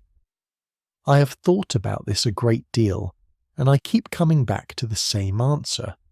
It changes our sense of what counts as history for centuries, and this is not an exaggeration. This is documented in the library catalogues in the word femina, written next to the titles of books that were subsequently destroyed for centuries. The emotional lives of women were treated as noise, a static that interfered with the real signal of history, which was politics and war and dynasties and the decisions of powerful men. And so the record was curated, edited, simplified, not always through conscious malice, though sometimes through that too, but through the accumulated weight of 1,000 small decisions about what was worth keeping. A legal document, keep it. A love letter, burn it. A property record, file it. A private correspondence between two women in a convent, let it lapse. The result is a historical record that is in a very real sense a distorted mirror. It shows us a past that was always more complicated, more various, more emotionally rich than the mirror suggests. And the work of recovering that richness, the patient, careful, sometimes heartbreaking work of reading the silence and the fragments, and the accidental survivals that work is still going on, it matters. There is a moment in Janina Ramirez's remarkable book about medieval women that I keep coming back to. She describes sitting in a library going through old catalogue entries and finding the word femina written over and over again next to records that had been excluded. She writes that when she saw this pattern, she felt in her words her hackles rise. I know that feeling. It is not quite anger, though it contains anger. It is something more specifically focused than that. It is the feeling of recognizing that someone worked quite hard to ensure that these voices would not be heard, and then noticing that the voices are still here anyway. Partial fragmentary, sometimes nothing more than a date and a name, but here, surviving the effort to erase them. The oldest surviving Valentine greeting in the English language was written by Marjorie Brews in February of 1477. She told a clerk what to write. She was probably not yet 20 years old. She begged the recipient not to let anyone else read it. He kept it. His family kept everything. And now it sits in the British Library in London, displayed occasionally in glass cases, photographed by millions of people who will never know her full name or her full life, but who recognize across 5 centuries and a language that has changed almost beyond recognition the feeling she was trying to express. I love you. I would rather have you than anything the world would call a better match. Please say yes. There is something almost unbearable about that if you let yourself feel it properly. A young woman in 15th century Norfolk dictating words she hoped only one person would ever read. Her voice preserved despite itself, reaching forward through half a millennium to people she could not have imagined. That is not just history. That is something else. A kind of continuity that has nothing to do with bloodlines or politics or the official record. It is the continuity of feeling, the thread that runs from Marjorie Brews in 1477 to Heloise in 1120, to Christine de Pizan in 1404, to Eleanor of Aquitaine in 1152, to all the unnamed women we will never fully recover, and from all of them forward to us, listening, in the quiet of a late evening, to stories that were almost lost. What I hope this series has left you with is not a list of names, although the names matter, and not a corrected timeline, although the corrections are real, but a different way of reading the silence. The next time you encounter the official history, the chronicle written by a monk, the legal document that refers to a wife as chattel, the family record that names the father and the son and gives the mother only as married to, I hope you hear underneath it the life that is not captured there, the letters she wrote that did not survive, the choices she made in rooms that no one entered with a record, the feelings she had that the culture told her were irrelevant and that she had anyway, because she was a person, fully, in every room she ever stood in, even when no one was writing it down. This brings me finally to a question I want to leave you with. Not a historical one, a personal one. If you could ask any of the women in this series a single question, not as a historian, not seeking dates, or facts, or confirmations, but as one human being to another, what would you ask? What would you want to know from Heloise, or from Eleanor, or from the unnamed woman outside the Yorkshire church, that the historical record does not tell you? I have my own answer. I would ask Marjorie Brews, did he say yes before you even sent the letter? Did you already know, or were you genuinely frightened waiting for the reply? Because that is the part of the story that survives only in the gap between the 2 documents, the letter she sent and the marriage that followed. Something happened in that space, something real, and we will never quite know what it felt like from the inside, but we know it happened. And somehow that is enough. So, we've travelled a long way together tonight. From the gilded cages of medieval noble marriage, through the coded language of courtly love, through Eleanor's court and Hildegard's monastery, and Catherine Howard's darkened corridors, and Catherine Swynford's 25 years of waiting. We've met women who are magnificent and women who are ordinary, and women whose names we simply do not have. We have stood in the archive of silence and tried to hear what it is saying, and we have arrived at the end at the same place we began, with the recognition that the hidden love lives of these women were never as hidden as the world intended them to be. They left traces, accidents of survival, letters that should have been burned, books that should have been discarded, stories that should have been forgotten, and they are still here. Because something in the human desire to be known, to leave some trace of the fact that you are real, that you felt something, that you were here, is stronger than the desire to erase it. That stubbornness is one of the better things about us, I think. Before we close tonight, I want to say something to you directly. If you have listened this far, if you've spent these many hours in the company of these women, thank you. Genuinely. Not because it means something for a channel, but because sitting with these stories requires something from you. It requires the willingness to let the complexity in, to hold lives that were messy and difficult and sometimes contradictory without demanding that they resolve into neat lessons, to care about people who have been gone for centuries in a world that was radically different from our own, and to find in their lives something that resonates with the life you are actually living. That is not a small thing. If any part of this series has made you see the medieval world differently, or has given you a name you did not know before, or has caused you to wonder about the women whose names were written over with the word femina and then erased, then something real has happened here. And if you have found yourself at any point in these 12 parts thinking about someone in your own life, someone whose inner experience you have not fully acknowledged, someone you have not fully seen well, that too is what history is for. This has been the hidden love lives of noble women. 12 parts, 12 doors into a world that the official record tried to close. And if you are still awake, if you are still here in the quiet, listening, know that the women in these stories would have found that remarkable. To be listened to after all this time, to be found in the fragments, to be at last a little less hidden.